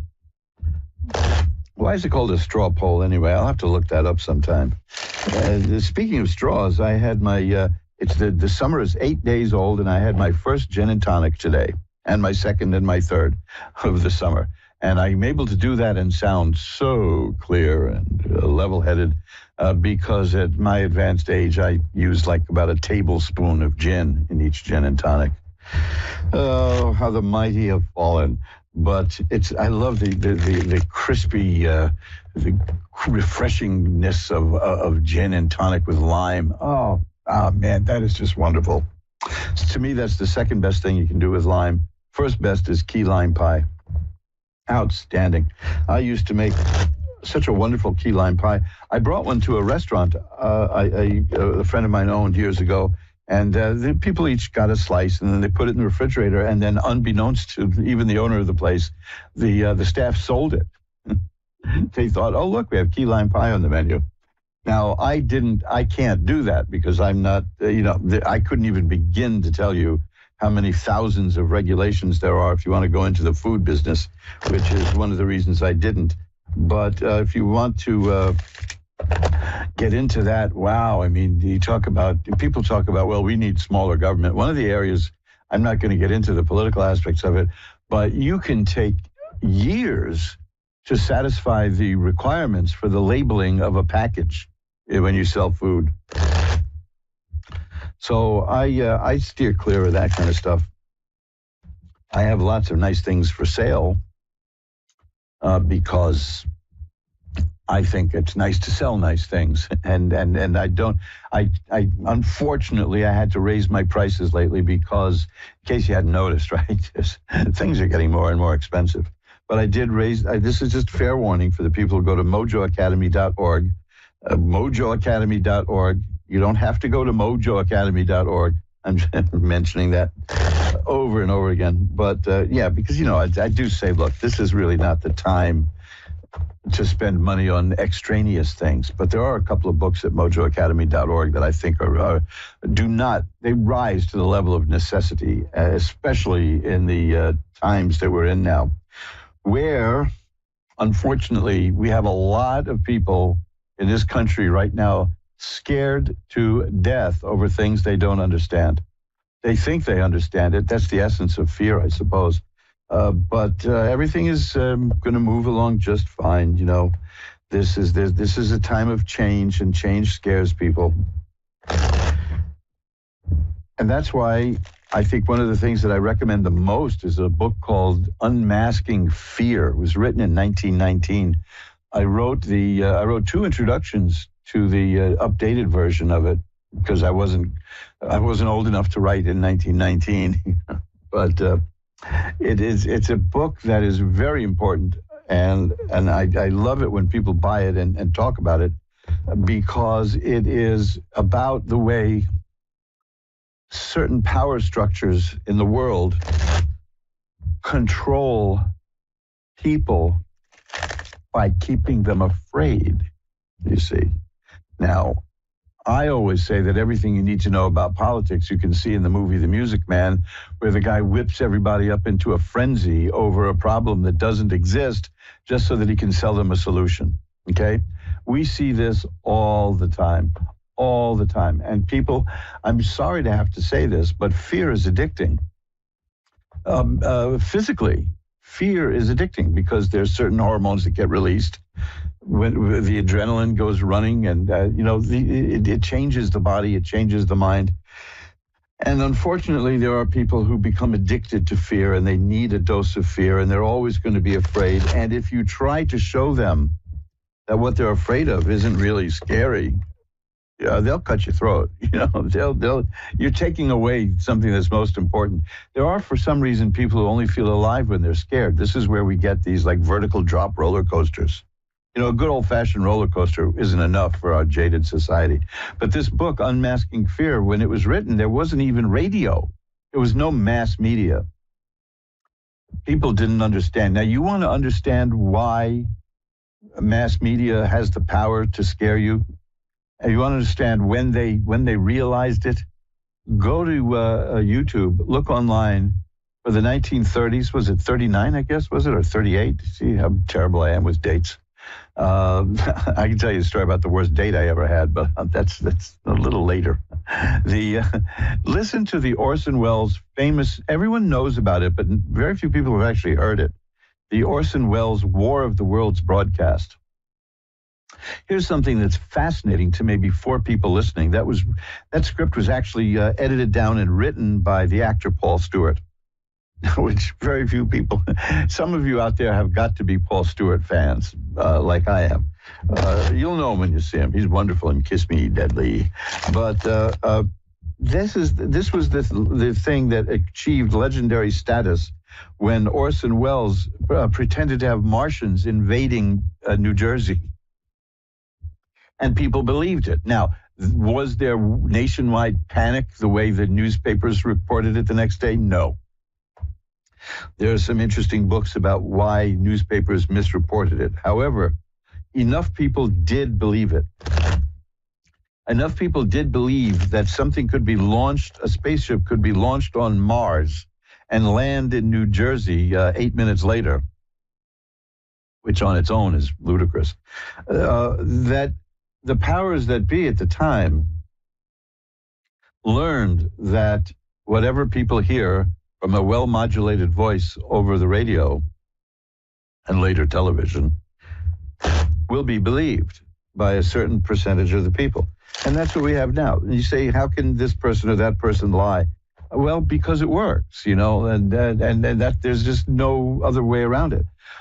But using fear, the one thing that I spent years in the news business, and I spent years in politics.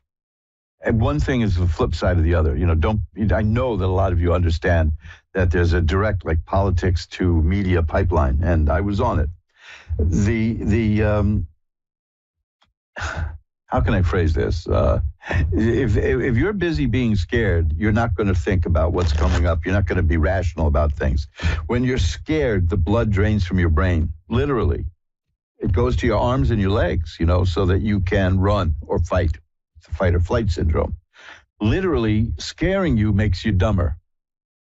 We've all been startled and then found out that it was scared and it was something silly. I got the bejabbers scared out of me one night when I saw myself in a mirror. Now, I know I'm not the best looking guy in the world, but at that point, it was the middle of the night in somebody else's apartment. I was visiting a friend. I couldn't have been more than 10 years old, at least. I was in the area of about 10 years old when there had been a massive power failure, and I didn't know my way around, and I turned a corner in the apartment in the dark, and there was a person coming right at me, and it was me in a mirror, but I didn't know that because I was scared, you see. So I didn't even recognize myself.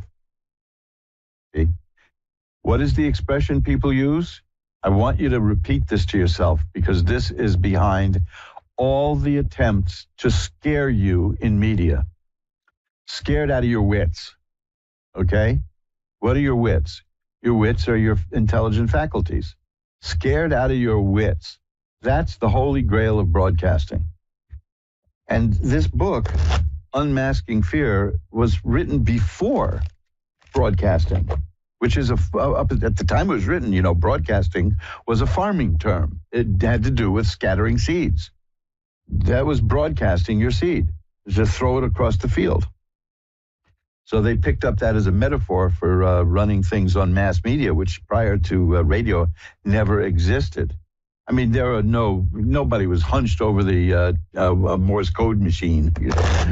I think the correct word is telegraph, Elliot, and waiting for fight results. So anyway, this is by way of my mentioning mojoacademy.org and why I like to sell ethical products. I don't sell anything that's unethical. I don't sell like a magical kit that will cure this or that problem. I do sell magical kits that can help you deal with these problems. I don't sell them very often because most of the time I dissuade people from buying them. Brilliant sales technique, right, to talk people out of the sale. But if a person doesn't need it, I don't want to sell it to them. I explain that in my book, Reverend Elliot Explains It All. See, isn't that funny how everything I bring up now is related to a product I'm pushing? And at the same time, do you see, I'm telling you, don't buy anything from me. And I mean it sincerely. because I sell some of the pendants that I have, which have magical symbols on them, and I can. And anybody buys those and you don't know how to use it, just contact me and I'll let you know. But like I said, we're in very dangerous times right now because people are scared, and if you're under 40, which I'm trusting some of you are, you never experienced inflation like this, never. And all I'll tell you, without, this is nothing magical. This is no serious revelation. The only way you can fix and stop inflation is with recession. And recession, if it gets out of control, becomes a depression. Now, we have not heard that word depression since 1932, when the Great Depression happened. I remember a radio personality asking, what was so great about the Depression? I didn't think it was very good. Why do they call it the great? No, great means huge. This is what, in fact, originally was meant when people referred to the United States as this great land of ours. They meant that it goes from coast to coast, that it's huge, it's colossal. And of course, these things change, because, to me, my favorite word that shifted is incredible. People think incredible means wonderful. Incredible means lacking in credibility and can't be believed. Now, a few years ago, about 15, 20 years ago, there was a guy advertising a product on the radio here, which was garbage. It was a fake product. It was a pseudo-medical thing. It was garbage. It was baloney. I'm using the most polite words I can in mixed company. But he didn't get into trouble. When they tried to shut him down, he said, I told people it was not real, because his ad began with the words, everything I'm about to tell you now is completely incredible. Now, what he was saying was, don't believe me. But everybody heard it as, being, wow, that's incredible, that is not what incredible means. So, boy, am I going on a tangent here. My favorite fruit is a tangent. The thing is that we have fear now, and the money supply is shrinking in value. You can't do that accidentally, I might add. For some reason I can't even fathom, people wanted to do this and they did it. Now, they won't use the word depression. That's what got me on words changing, because of the images that conjures up of people selling apples, and the mythology that the stock market crashed in October of 1929 and the next day the Depression started. No, the Depression started a little bit later. There, a couple of years after that, but it was still bad after the stock market crash. But we have two bad choices now. We can leave things the way they are, and bit by bit your savings and your money will go away. Your house will be worth more, but nobody will be able to buy it. Or they can engineer a recession, and it will be really bad for about 2 years with high unemployment. But after that, we'll be fine. And people don't want to do that. People really resent the idea of having to suffer to get something. And I understand that. And they should question. They should ask questions like, why was this done? So I'm going to be getting tarot readings tonight. You watch, that have a lot of new beginnings in them. Aces, the Wheel of Fortune. I pull a card before each show to give me a sense of what's going on in the environment. And the card I got was the Wheel of Fortune, which is we're in changing times. I certainly hope, because we can't maintain what's going on now. We can't keep this up because people are suffering, and there's no need for it. The problem is that for the first couple of years, the cure is worse than the disease. The people of Japan took care of this many years ago when they had rampant inflation, and the government told them what they were going to do. Said, we are good. They didn't lie to them. They didn't say everything is fine. Everybody knew it wasn't. And they said, here's what we're going to do. There's going to be a recession. People are going to be struggling. It's going to hurt a lot of people. But you're going to be fine in a couple of years. So they asked people to help each other and work together, right? Help your neighbors, work together, and we'll all get through this. And they did.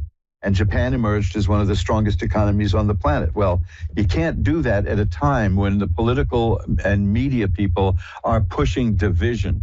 We're supposed to hate people who disagree with us. And this is very important. This comes out as the sum and substance of the book, Unmasking Fear, because you're not supposed to disagree with somebody. You're supposed to cancel them. You're supposed to eradicate them. You're supposed to fear them if they disagree with you. Anytime I state an opinion when I get into a political discussion, I do it with the underlying assumption that I could be wrong. Because if I'm willing to assume that you're wrong, then I have to understand that you can assume that I'm wrong. And you may have a point, and that's called learning.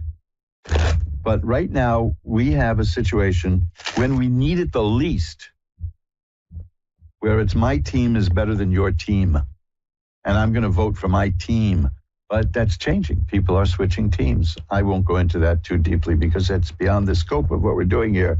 But I'm just saying that the problem we're facing now is far from transitory, and it's going to hurt people. And this is the time when you may want to take a look at some of the books that I have at mojoacademy.org. Not all of them. I mean, I don't think you need the books like on numerology, or I don't think you need the book about William Jennings Bryan's last speech, things like that. They're interesting and they're historical. But what we need now is a toolbox, man. We need tools to deal with what's being thrust upon us by people who claim to love us and care of us and have our best interest at heart. Okay. I think you know where I'm going with that. So, I'm not going to get political on this because politics comes and goes. And, anyone over 40 has been here before. We've seen it before, and we knew we'd see it again. And you can't plausibly say that everything is fine and we don't need to do anything. But prepare yourselves mentally and emotionally, because there are people who want to scare you. That's all I want to get across now. Bad things, we don't like when bad things happen, but bad things happen. And that is not to say that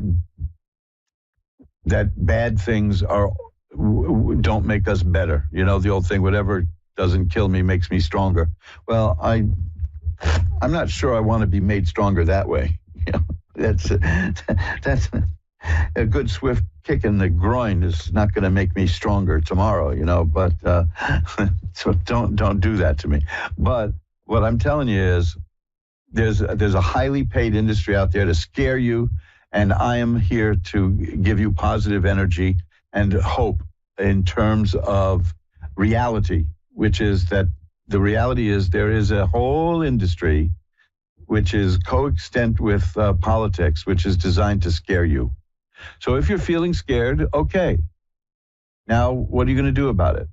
Are you going to change things that you can't change? Or are you going to change the things that you can change, which are like essentially you? You can change you. See? And then you'll be stronger for that. That's the long way of saying, come on, guys, don't be scared needlessly. Fear is important, by the way. Fear is the emotion that tells us something's wrong.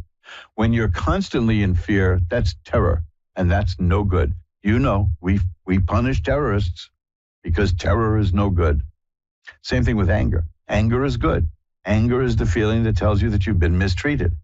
Constant anger is rage, and that will kill you. It will kill you. So check out certain things, like Reverend Elliott Explains It All. See, I've got things in that book that'll show you how to use meditation techniques to clear the negative energy away from you. There's recordings there at mojoacademy.org for cleansing negative energy. It works. Let me tell you, it works. This is, I think, one of the greatest inventions of modern history was the iPod. I know they're not going to be making them anymore, but there's still music players that you can use. And just put a meditation on that, pop it on your head at night, and go to sleep listening to it. And you'll be amazed at what good stuff it can do. And you can see, I even have the Three Stooges meditation disc at mojoacademy.org. And all these things are there to help. Psycholaxation. Now that was a recording. Could you imagine? That was a record from 1955 as a guided meditation, possibly one of the first ones. You'd have to put what we would call the hi-fi right near the bed in those days. Now you can just pop earbuds on and listen to psycholaxation. These are all things that will help you. And that's why I mentioned mojoacademy.org. Like I said, in times like these, I'm torn between not wanting to do any hard pressure sales technique stuff, which I don't do anyway. But there are things there that will change your life. That was the reason that we started Mojo Brothers Publishing. There are things there that will change your life. And among them will be those things like the Three Stooges meditation. It's a Shemp meditation disc. I know it sounds silly, but it works. It's been around since the 70s and was an underground cassette, and you can get a CD of it and get that audio out and put it into your player. Psycholaxation, that has helped me beautifully. I have chakra meditations there that will clear your negative energy because, folks, negative energy is coming at you like a tidal wave right now. And they're counting on it. They're running negative energy and negative stuff on television constantly to get you to be messed up. Don't allow it. Okay, we're going to wrap this up and get to the tarot readings, which is why we're here. But I'm doing this because this environment of fear, anger, rage, deliberately foisted upon us by people who make money. They do it for money to hurt people. We got to bring an end to this. And I want you all to take responsibility for cleansing your own mind and spirit of the negative, ugly energies that highly paid people are putting there. Let me tell you something, because I've done it. I opened up by saying I had my first gin and tonic of the summer today. You don't, just please trust me on this. You do not want to sit down in a bar and have drinks with news people, because your anger level and your blood pressure will rise. They are not what you think they are. They're not Walter Cronkite sitting in a room just giving you the news. These are these are like pushers of fear. And they know it and they like it. I'll be happy to talk to any of you off the air about this if you want to. I mean, quite seriously. My email is asktarot, ASKTAROT, @earthlink.net. Anybody wants to get in touch with me about any of this, you just drop me a line. Also, if you want a free tarot mini reading, that's my gift to the Ask One Radio audience. Drop me a line there. asktarot @earthlink.net. I've been shuffling up the cards, you see. And it won't help because the cards are going to show that these are times of change and negativity. But we're going to deal with it on an individual level. There goes my throat. Hang on. There we are. The golden throat is back. I'm going to ring a bell 3 times now to declare sacred space, and we're going to get to our first reading.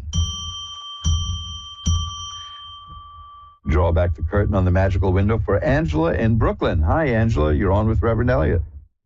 Hi, how are you? I'm doing well. How are you, fellow New Yorker? Oh, I guess I'm okay. Well, maybe we can make it better.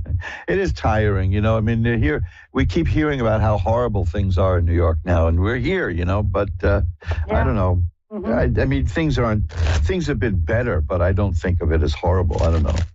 So no, I don't think of it as horrible either. I love New York. Yeah, you know, the people outside of New York, a lot of people, they still think that Death Wish was what New York was really like. You know, even back then, New York wasn't like that, you know.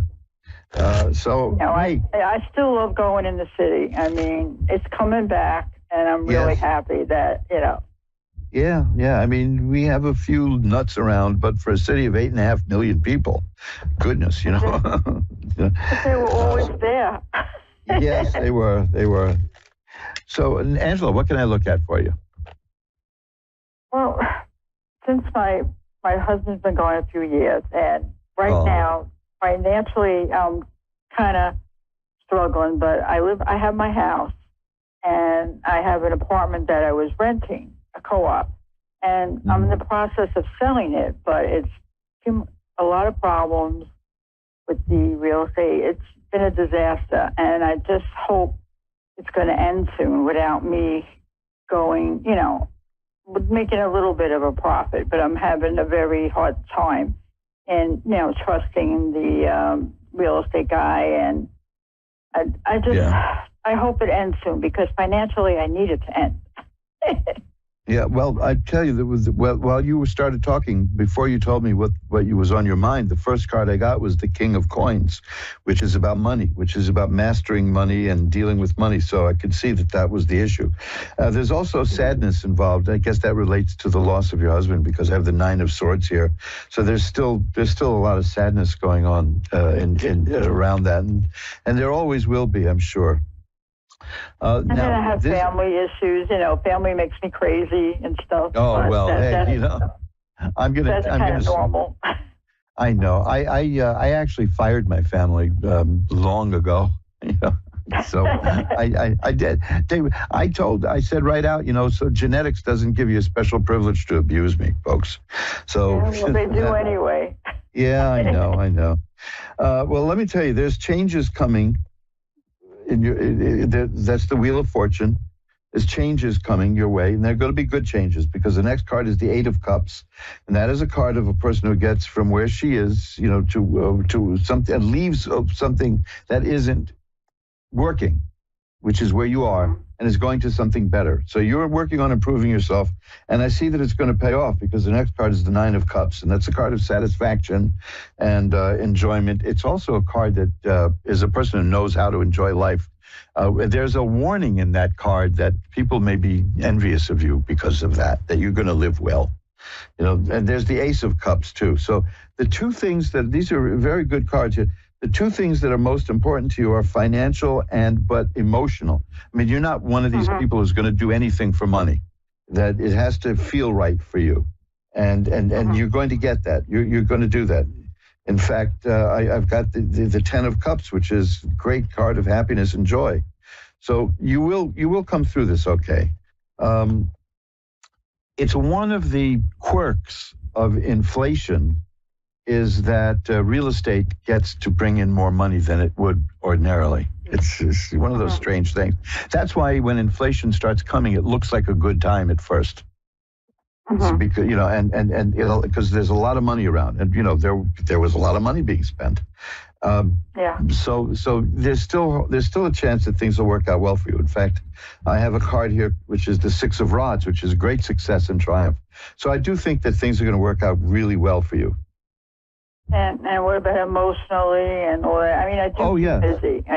I do have friends and stuff, but I'm still kind of stuck. Well,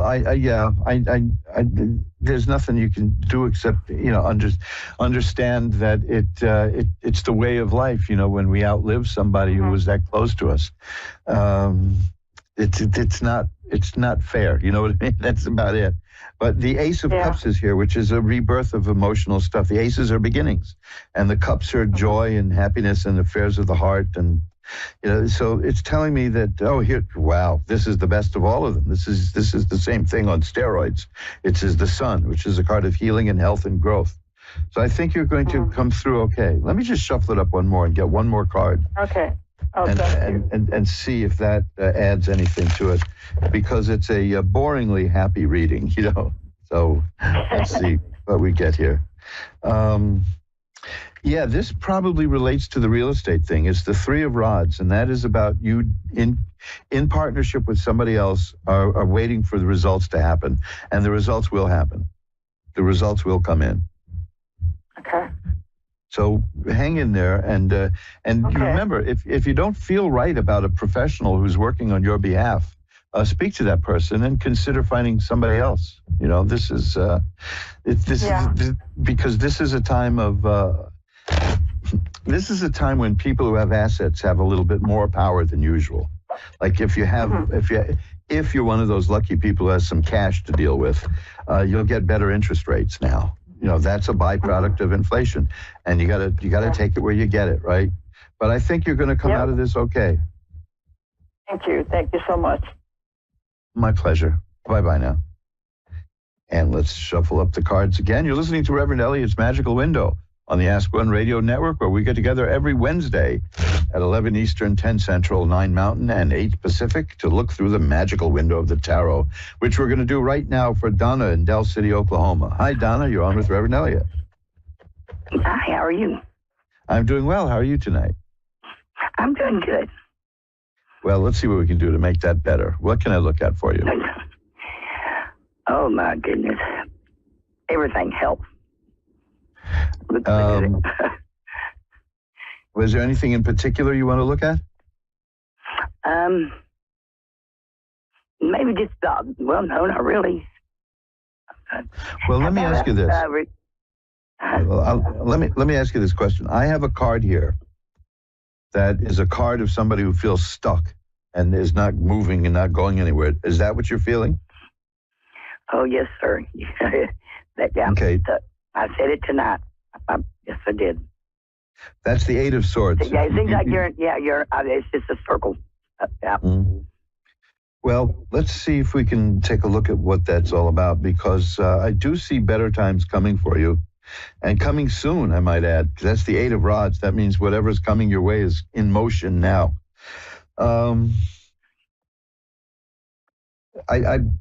This is vague, but it says, because I'm looking at the bigger picture, did something happened that made you sad recently?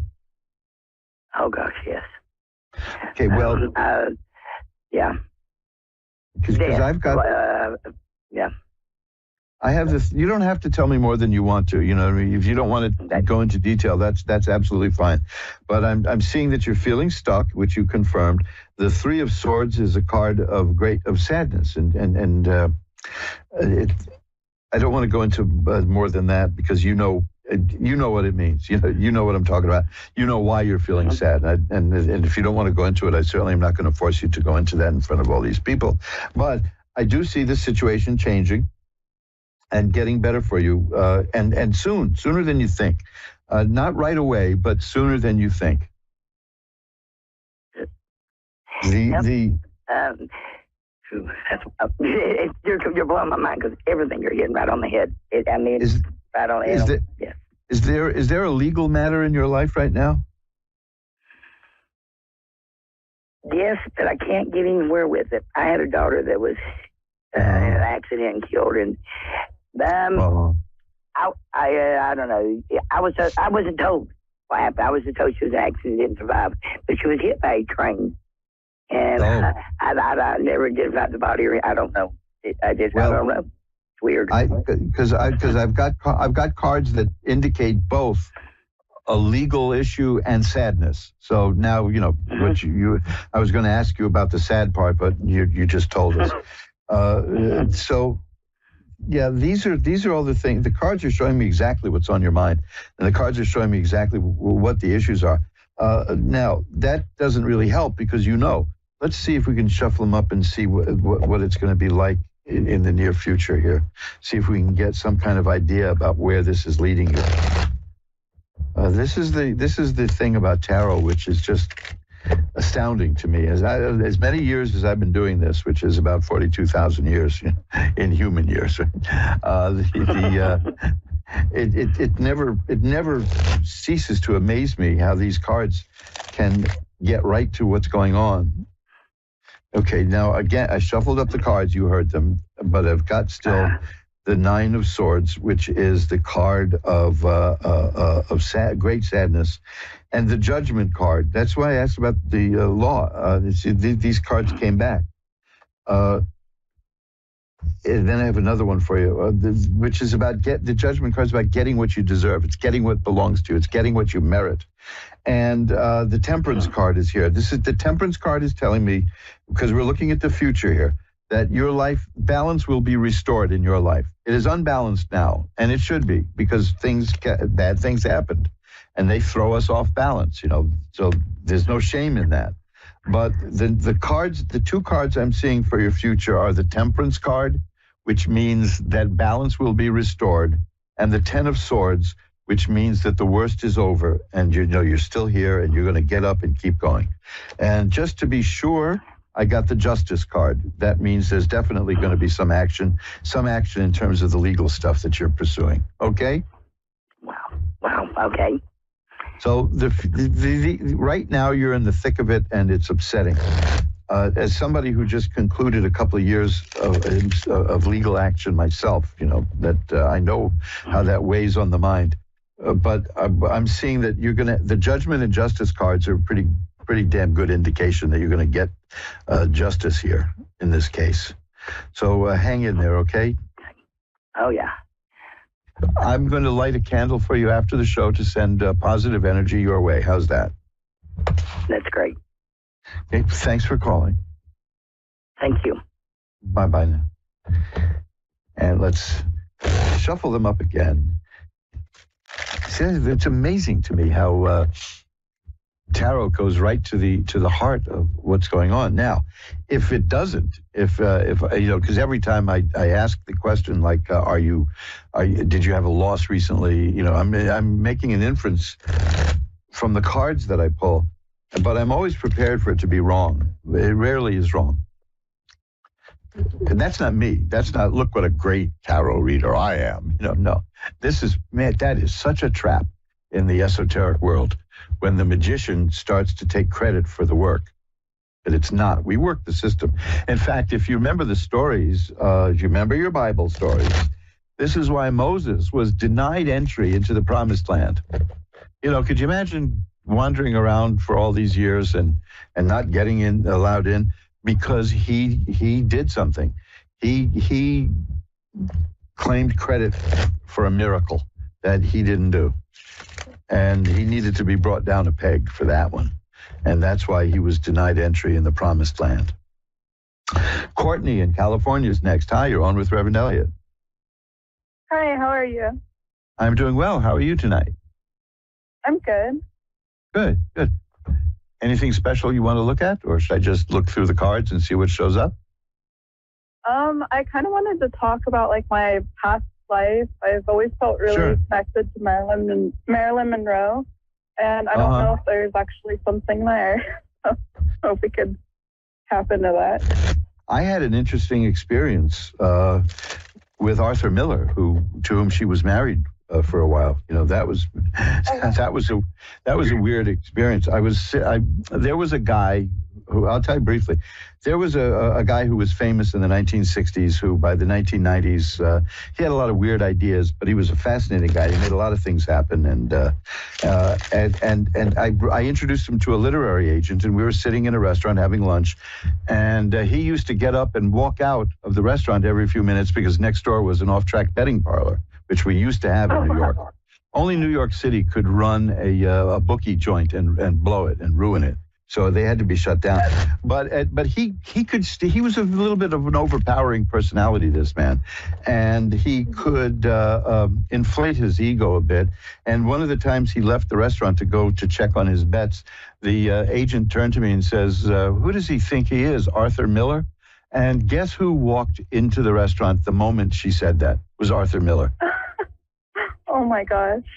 Which is this kind of stuff that happened around this guy all the time. So, hey, what can I tell you? This is, if you feel a connection, it can be real. Now, what I can do is look at some stuff for you. I'm also a medium, excellent. and so there's so many things that we just connect. Like the same cat that she had, the same dog that she had, the same color hair, same color eyes, same height, same weight, same body shape. I mean, it's just down to like everything. It's just insane. I was adopted. I was passed through homes myself. I had 3 loves in my life. I'm very young. I could say 24, but I feel like I've lived 1,000 lifetimes. I just, being a medium, I've never been able to read myself unless I'm talking to someone else. There's an image in Buddhism about lifetimes. Like how many lifetimes how long do we have to do this? And the image is this. Picture a huge mountain like the size of Mount Everest, right? Yeah. And a bird flies by Mount Everest with a piece of silk in its beak. And the piece of silk brushes against the top of Mount Everest. And that bird flies by once a year. The amount of time we need is the amount of time it takes that bird with the silk to wear the mountain down. Oh, wow. Yeah. So, it's and in Hinduism, of course, they deal in hundreds of thousands of year installments, kalpas and things like that. So yeah, have you done anything like Akashic record meditations? I've done multiple meditations with worldwide known psychics multiple times. Worked with them a few times, though I have ended up in like a psych ward just from getting overloaded from being really spiritual and my mediumship and psychicism coming out. But I got more of a grip on it. My last time that I was at the hospital was last October. I got out, and it was only for a month. It was a really long time. That was probably the longest, but I hope everything is okay. Yeah, I hope everything's okay. Yeah, better. A month in the hospital is a nightmare, let's face it. Yeah, no, it is, definitely. So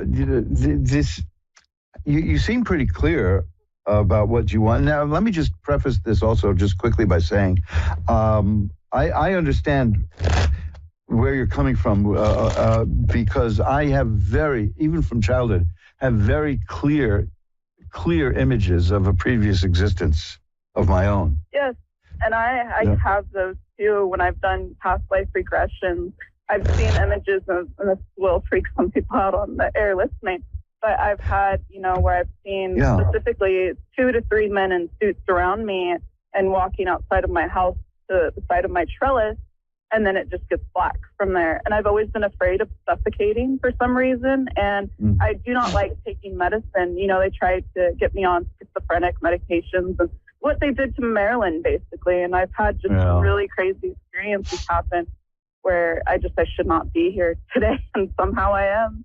Well, you're here, and you're aware. Yeah. That's a good sign.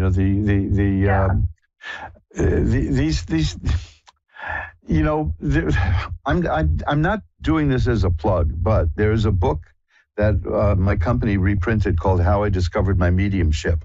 And it was by probably the most famous American medium of the early 20th century, which means she's totally forgotten now. But she's been through. She explains what it's like growing up that way, and how everyone treated her like she was a lunatic. And yet she gained an astonishing reputation as a very clear medical medium. In fact.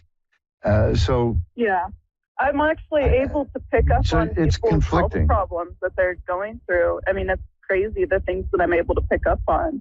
I thought I was just a medium at first, but then I was able to pick up on like what's going on with your left eye or your right knee or your shoulder or your back pain or your stomach, like even your heart. Like I could pick up on things that I just should not be able to. And with Marilyn Monroe, she also was very much into finding out about things. She visited Area 51 with John F. Kennedy. I mean, she did so many things. Well, her comrade too. I live just a few blocks away from the Actors Studio, so wow. have you ever visited there? I mean, that might be you might just standing near that building might do things for you, might bring things up. I've actually been to New York one time. I swam in the Hudson River in Albany, and then I went to the Times Square, and then I went to Ellis Island to see like my history of like my biological family, and we dug into it a little bit because there's not much that I really know. I never knew my father, just like Marilyn Monroe. I still don't know him to this day. There's some mystery there. And my mother, she was in and out of prisons. And keep up with the meditation work, because you do have memories in there that you don't know you have. From this life, even because our memories go way back. I'm running short on time here, but I would recommend because you do see. I sometimes hear from people in your situation who don't understand what's happening to them or why. You're not in that. Yeah. You seem further along with that, which is fine. I mean, that'll help you. But I do think that if you look at mojoacademy.org and look at the book Understanding How I Discovered My Mediumship, there may be some things that you could pick up there that'll help you out, because it's a very moving story of a woman who survived all of the attempts to put her down in a way, So give it a shot. It may through my hospitalizations. It may help you out. Let me tell you that the one thing I'm seeing here, just let me leave you with this since I'm here for tarot. There's a Four of Cups is the card I get for you. And that is a card that shows a person looking at three cups, and there's another cup coming out of a cloud in a hand, and the person doesn't see it yet. That's a card of hidden influences. And that's important because that's what you're talking about. Is you want to get a handle on those hidden influences that are in your life. Yes. So, see what you can do through meditation. I recommend the Tara Sutphin's meditation for Akashic memories. That's a very good one. If you can find that, I think it's still for sale. If not, if you have a problem with it, I can look around to see where it is and see if I can get you a copy. But that does very good too. But How I Discovered My Mediumship might help you. And remember, the point of this book is that you're dealing with hidden influences, and you know that, and you're not scared of them. That's the important thing. I've got to run now. I want to see if I can get one more call in, but it's been great talking to you, and I wish you all the best with this. And come to New York again and see if you can stand in front of the Actors Studio on 44th Street and see what happens. Because you were so close when you go to Times Square. Times Square is just a couple blocks away. This is 44th between 9th Avenue and 10th.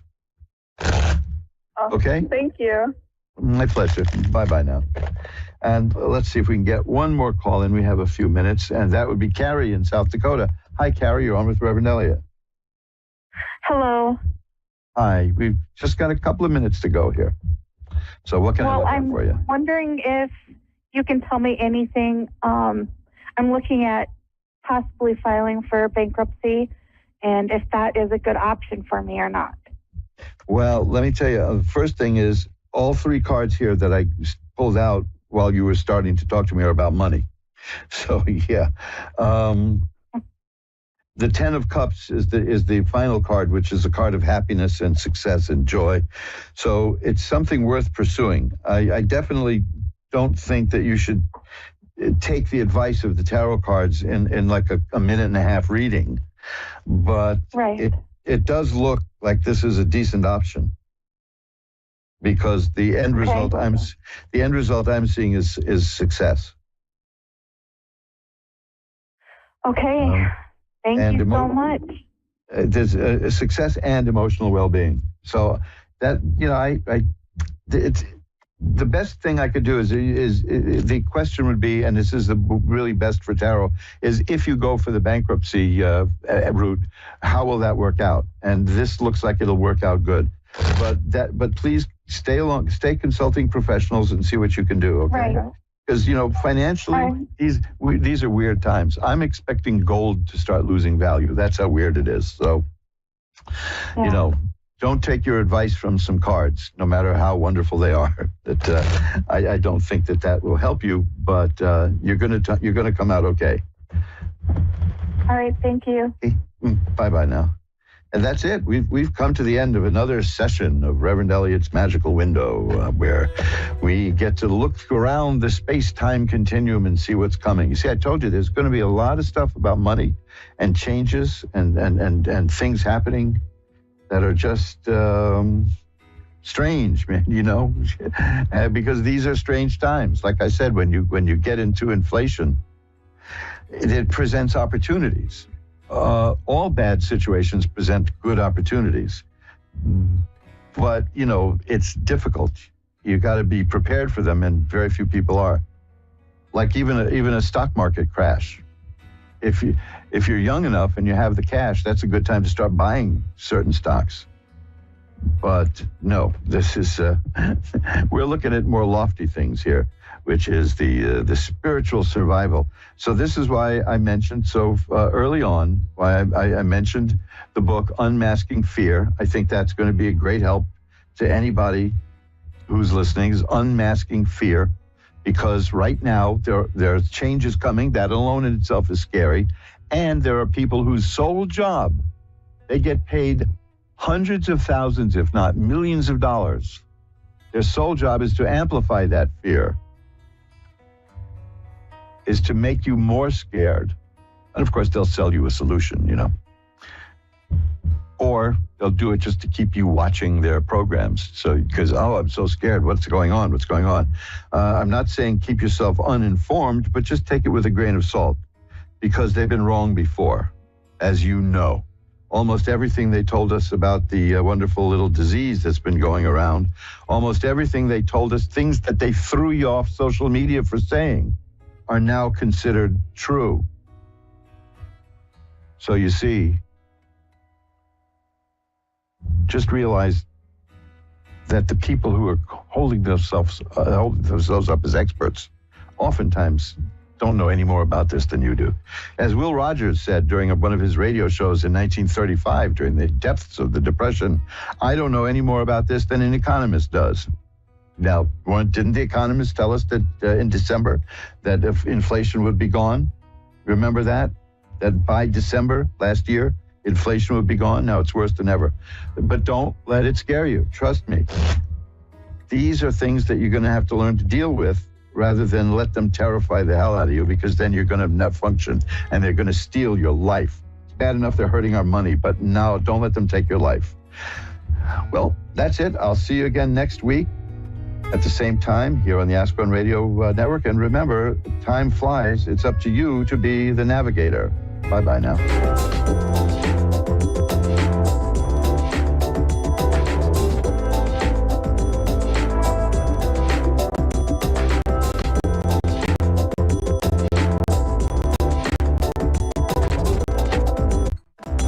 Welcome to the 20th episode of Sessions